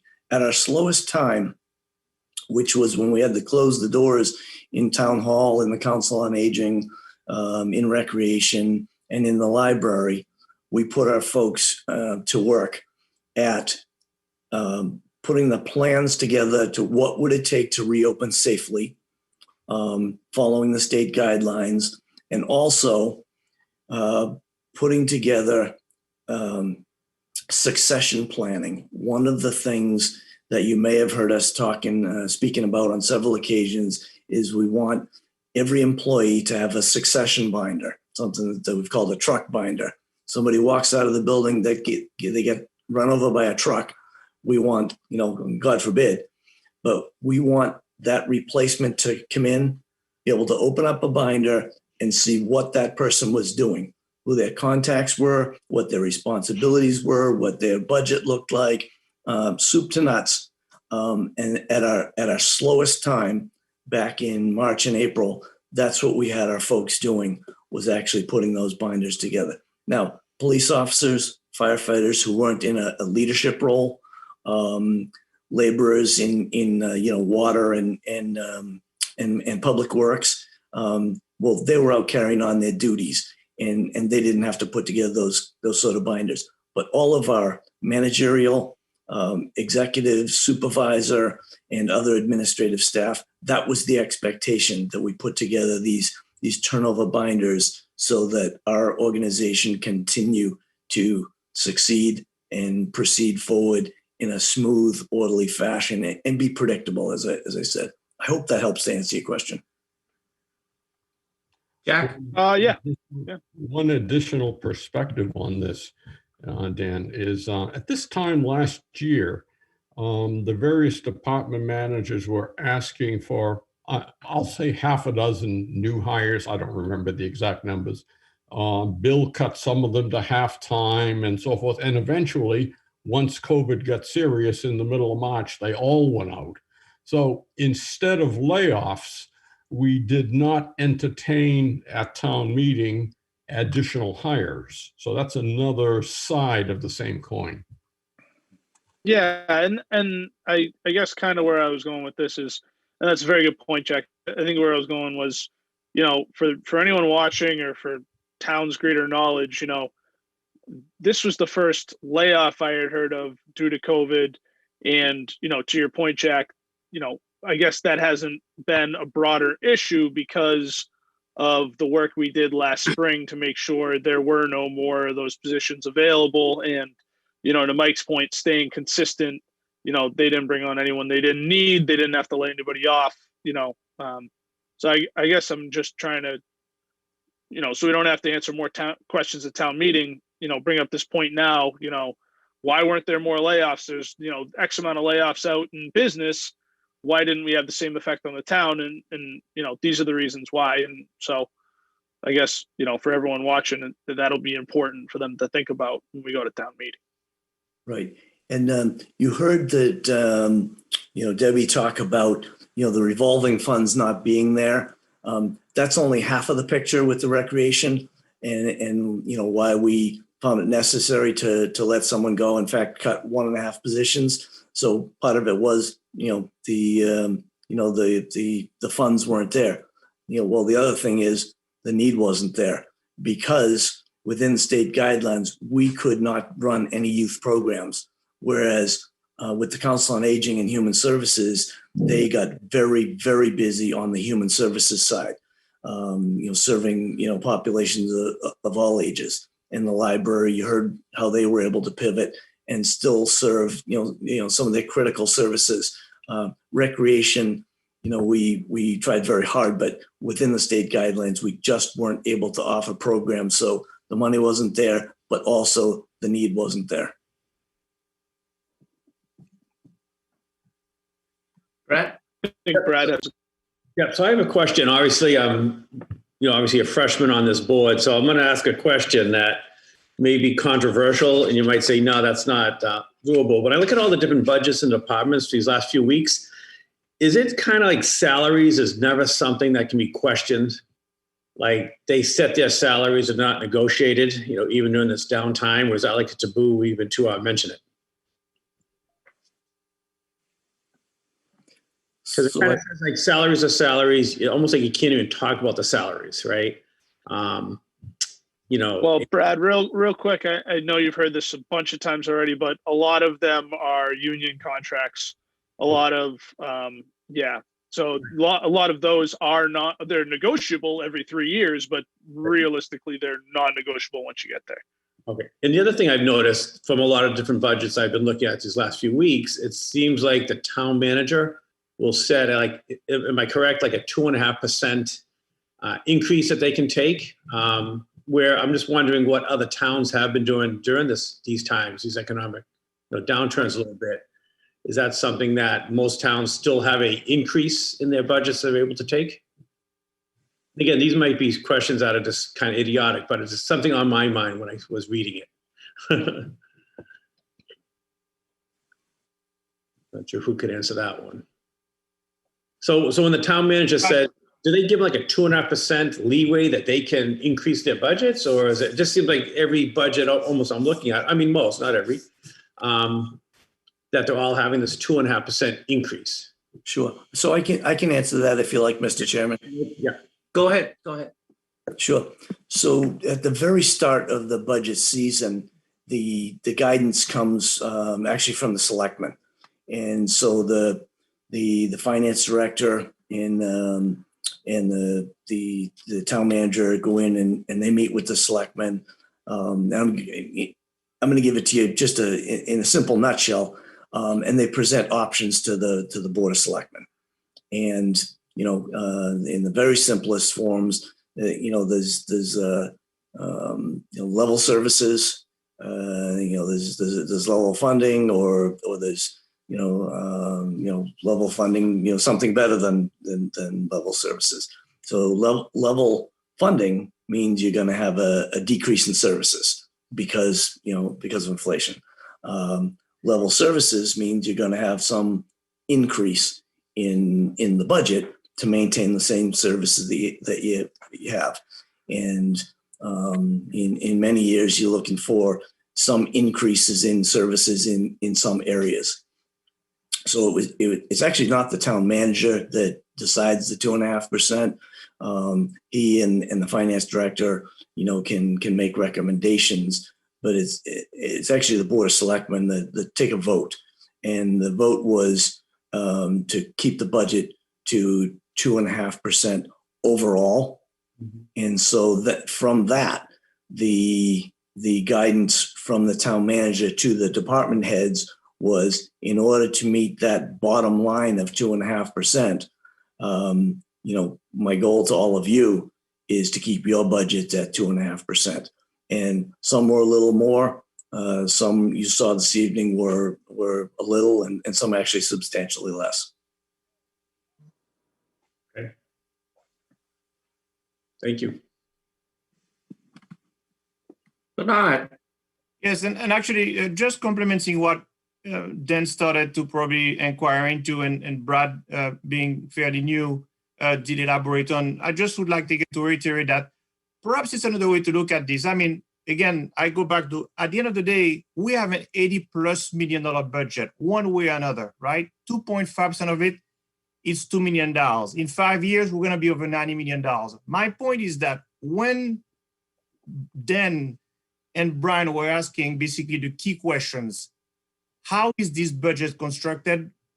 At the end of the day, when we have mostly negotiated union contracts, signed agreements, doesn't matter how much we talk about step, non-step, and everything else, I will dare to say that over 80% of our budget is basically not touchable in terms of people and also their pension and benefits that go on with it. So big picture, we're only talking about perhaps 20% we can touch, but a lot of it cannot be touched. Why? Because we'll see it next week. A lot of it has to do with the debt service and so on. These are fixed dollars. The point being is that I always go back to what I always said for the past 5 years. Very much like a business, unless you have real restructuring potential improvements, it's very challenging to basically, as long as we're talking about trying to cut dollars here and there, but really it's very challenging to basically talk about significant cost changes. Now, we may have some other revenues that we may look into, but in a way, I'm happy to see that Brad as a freshman, and Brad, hopefully you don't take it that badly using the word freshman, but he's asking all these key questions. Over the years, we'll find out that I go back to, as long as we have negotiated signed contracts, either at the top level or with everybody else, I would love actually to see out of, let's call it 100 employees we have in town, how many are part of a union, how many have contracts from top to bottom, and if it's, let's say, 7.5 out of 10 employees, that will tell it all. I know we always try to go back to basically try to see how we can be more efficient, but very much like any business, it would take restructure to make it things more efficient. But as long as we go every year the way we do and we have signed contracts at all level, we're gonna always go back to where we are. We'll barely be able to move the equivalent of 5% of that budget. So that's always my take every year. So it's good to have inquiry into every department, but unless really we want to realistically look at every single department and we agree on what can be touched versus not touched, we will always be quote unquote surprised that over 5 plus 10 years, we'll go over $10 million plus. Again, I go back, by year 7 to today, we'll be over $100 million budget. Hopefully we'll get the revenue for it, but it's good that and that's why I'm hoping that more people can be watching those programs, because it's very easy to tell what can be moved. And by the way, Mike, I really appreciate your point as far as the good job we do in town in terms of making sure we are on budget. But again, this is simple math. 2.5% of a large number will be surprised in 5 years. And what I'm hoping is that in 5 years, when the town resident will be asking outcome, what were we doing to let the budget go for $100 million? Answer to everyone is, please come to town meeting.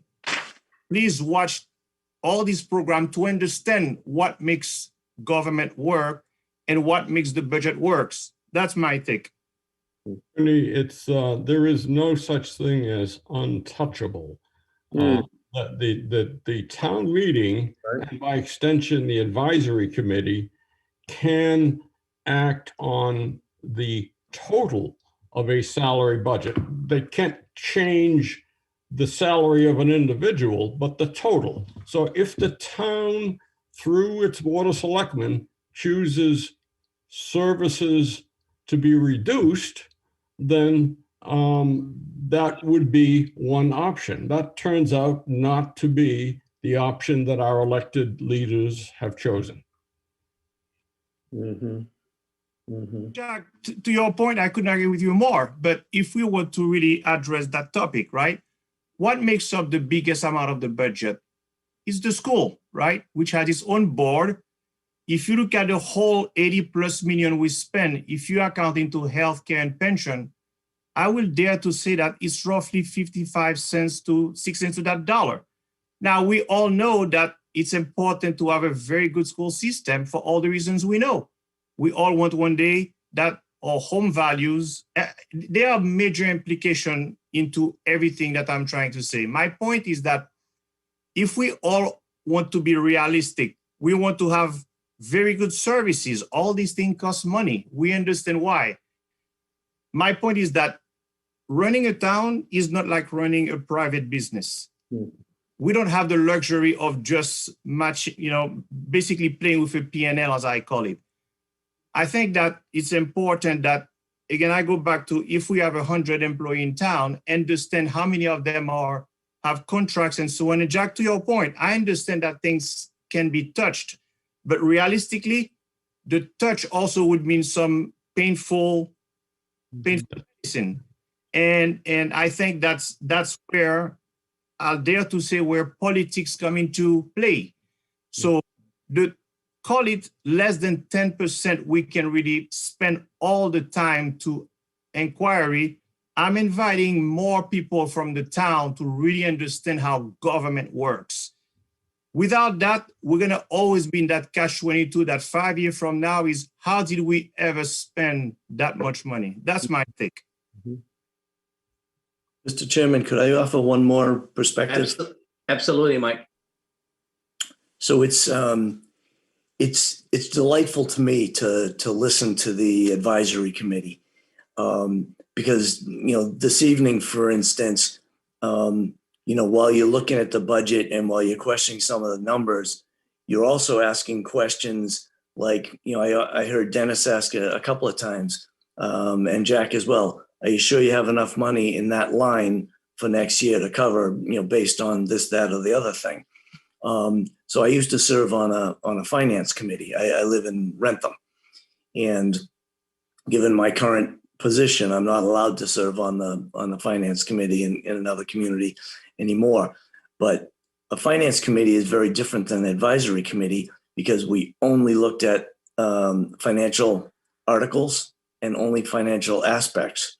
Whereas the advisory committee, you have all of that, plus you're looking at in addition to the efficiency, you're also looking at the effectiveness. You are looking at what's best for the community is, okay, if we're, if as you mentioned, if 80%, let's say that's a number, is untouchable, or if 95% or more of the employees in town are under contracts, then how do we make substantial change? And I'll go to Bernard's comment about structure, and that's where we have to look at where do we get more, and that's where we empowered our department heads to look, not only at ways to be efficient, but also how are you going to provide better services to more people, and how are you going to reach out for more grant opportunities?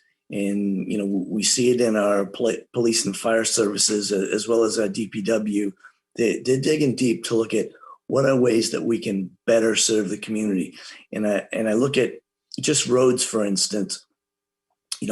Back before we had a DPW, when water and highway and tree and parks, when they were all separate, you would see the roads get paved, and then a year or two later, the roads get dug up down the middle to put new water mains down them because we weren't consolidated. We didn't have that structure, as Bernard mentioned. So we might be spending as much money or actually more in our DPW department, but we have better roads, and we aren't wasting. We aren't ripping up roads to put in water mains where we just paved them 2 years prior.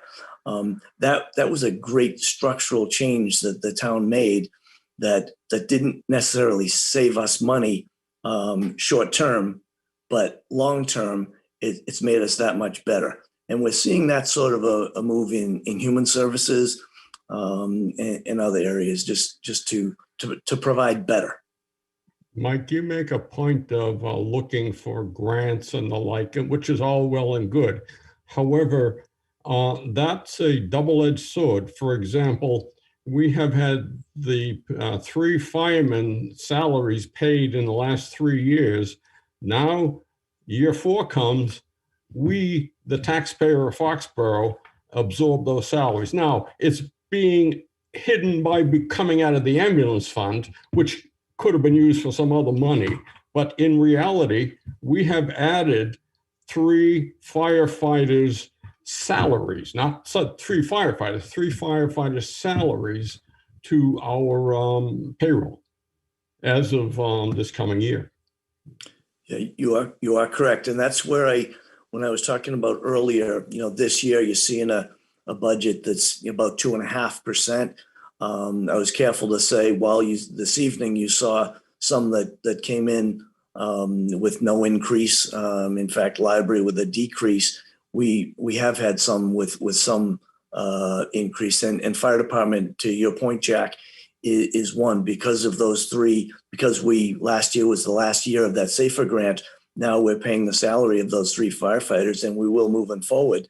And so this year you're going to see a 6% increase in that department budget, and that's where we had to work real hard, knowing that was coming up, to make sure that the other budgets were given some balance, so that the bottom line was meeting the expectations of the selectmen and not exceeding that 2.5%. But you make a very good point, Jack.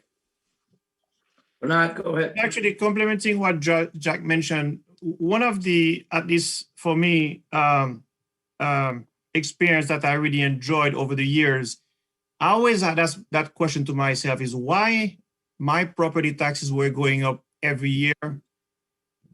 But by being part of the advisory committee, it helped me understand basically how, between the reassessment being done or the rates going up, understanding how property taxes funding most of the sources of revenue help offset those increases we just talked about in expenses. But I go back to that, and I go back to, again, my encouragement to have much more of our residents to be part of this process, because the only question sometimes I hear from the resident is, why are property taxes going up? It's not just a function of the mechanism on how it's done in terms of, again, reassesses the home values and the technical thing of the rates, but it's also funding those increased expenses every year. And it goes back to what we talked about. We are very privileged to live in such a good town. There is a price for that. Yes, we are all happy that our so-called home equities go up, but we can't eat equity. It's all about cash flow.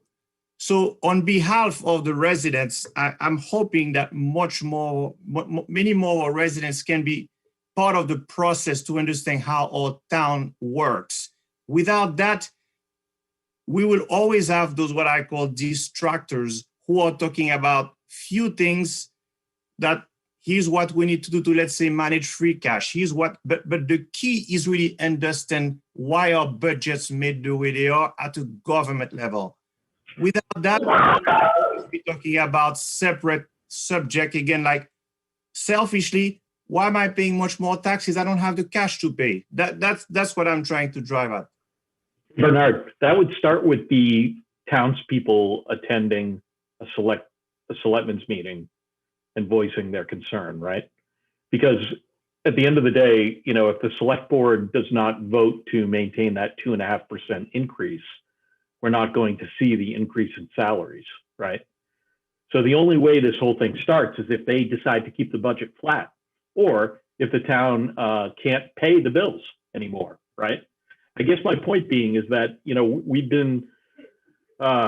benefited from Foxborough having, enough money to pay the bills and to continue to see these increases. I don't think anything changes until that piece changes, right? Either the public stands up and they say, look, we're tired of 2.5% increases, or if all of a sudden we can't pay, right? Those are the only two things that I think would change any of this.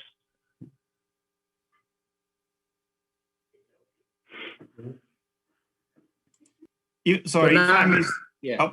Brian, I could not agree with you more. I would say over the years, the real outcome is the number of residents attend town meeting, and it says it all. So in that sense, you're correct. Unless we have a better participation rate in terms of people being interested in how our town is being run, we're going to always have those one-offs. Question again, why our taxes are up, why free cash is less than last year, blah, blah, blah, in my opinion. The need to understand how our town works is critical. Without that, we will always, unfortunately, have to answer questions that are important, but not being asked in the context of understanding what I call the whole P&L and balance sheet of the town. Yeah, I just think a lot of the taxpayers feel powerless in the whole thing, but it turns out that, you know, if you attend those select board meetings or if you attend town meeting, you probably can impact change.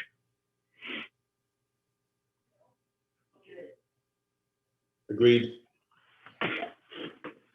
Can I switch gears real quick? Does anyone have anything left, for this conversation? Tom, I just wanted to kind of regroup on Southeastern and where we stand on that. Is there any more information you're looking for? Is there anything else I can help with? I know I'm not the liaison to Southeastern by any stretch of the imagination, but as working with the school committee this year, I just figure due diligence to offer, bring it up. Oh, sure. I will be in touch with Steve tomorrow. I did not have a chance today to catch up with after their meeting yesterday. I don't know if there was any actual documentation or any anything printed from their decision. I figured I'd give them another 24 hours to have anything that they voted on last night to be presentable to bring back to here.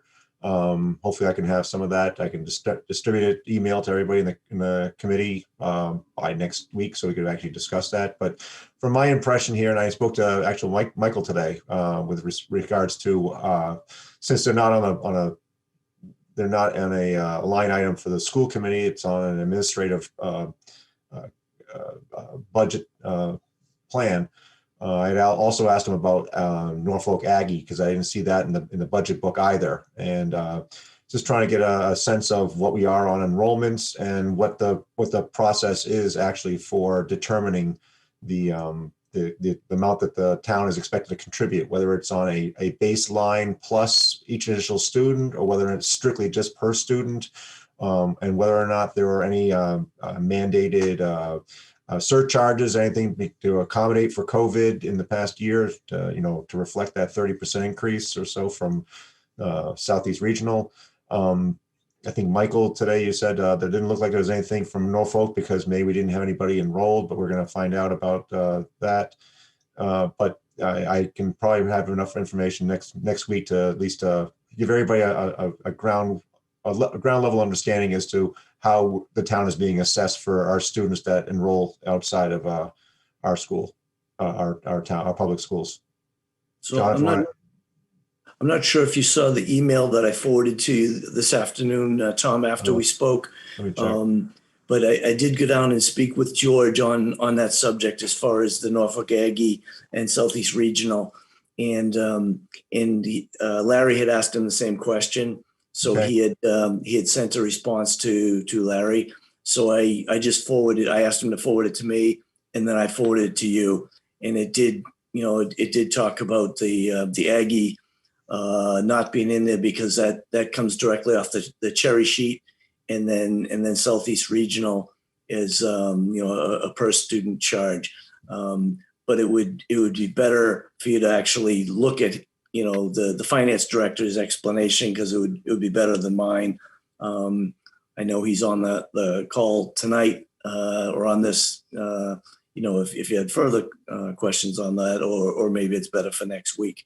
Yeah, But, I just checked your email. It said I think your item there said that the Norfolk Aggie is under county assessments, but I don't know if that's broken down by individual assessments or if it's just one big lump sum. Is that in the budget book as a separate line item or a separate category budget department? Hi, Mike or Larry, do you want me to answer that? Go ahead, George. Yeah, sure. Okay. With the Norfolk Aggie, we get a bill every year, and they won't list who's who on there because I guess it's privileged information. Last year, we got a bill that is taken directly out of the state assessments. Okay, so Marie put on the book, aside from the budget, there are a bunch of state assessments, i.e. the charges from the cherry sheet. It's built into those charges there. That's where that money is coming out. It's not part of the budget that we're voting on. The amount last year, there were 12 students that came, and then we get assessed by the agricultural school, and it comes out of that state assessments. Okay.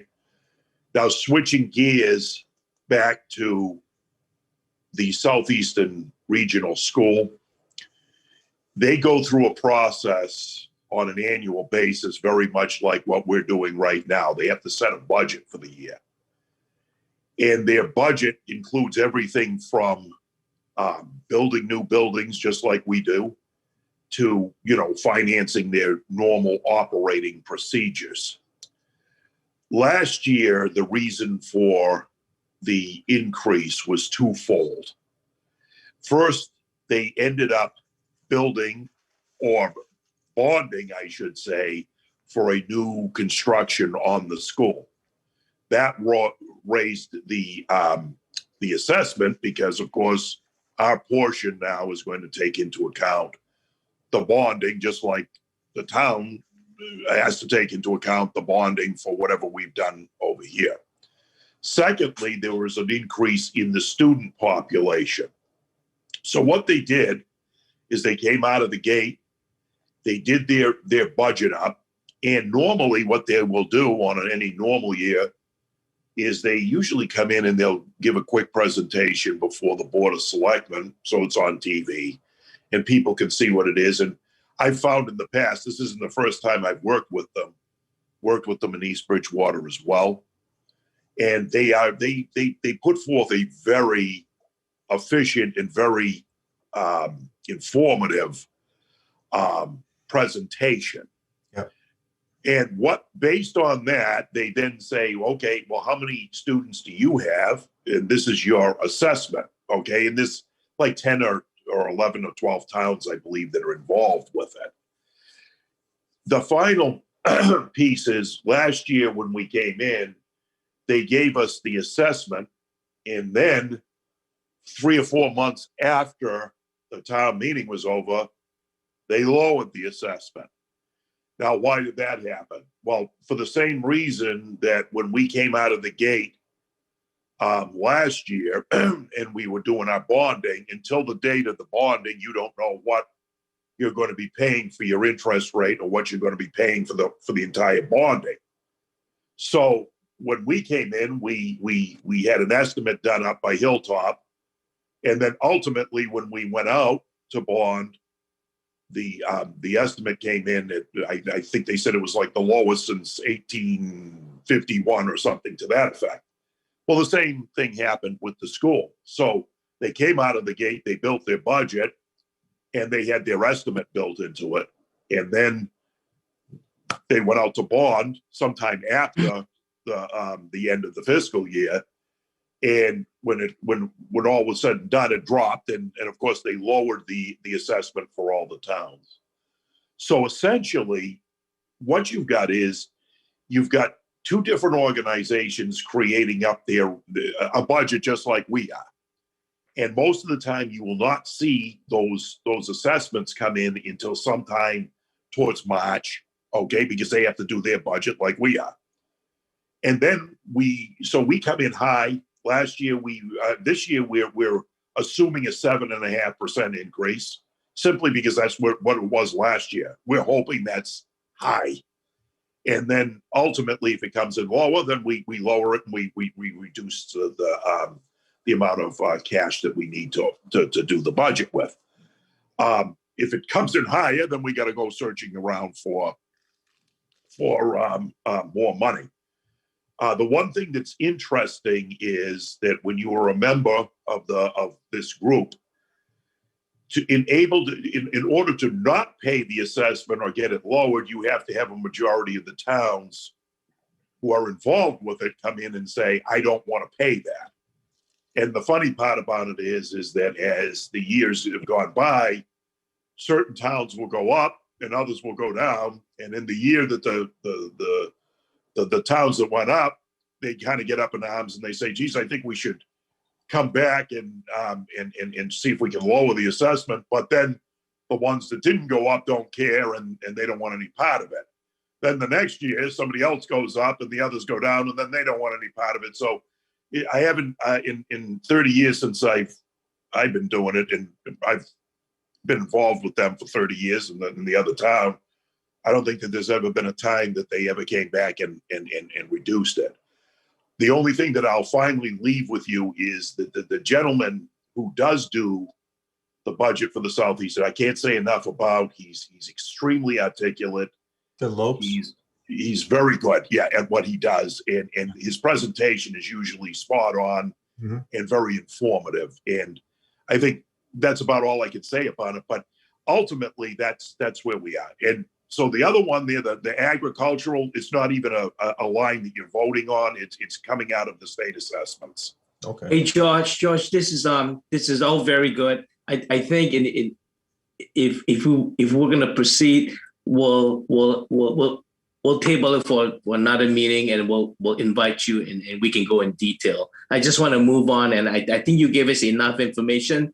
We have an idea how the assessment works, but I'm sure we all have, Tom or a few other people might have follow-up questions. So at some point, maybe we'll put all the questions together, email it to you, and then we can talk at the next meeting. But I think what you gave us tonight is probably 99% of what we need to know. So we'll regroup and get back to you.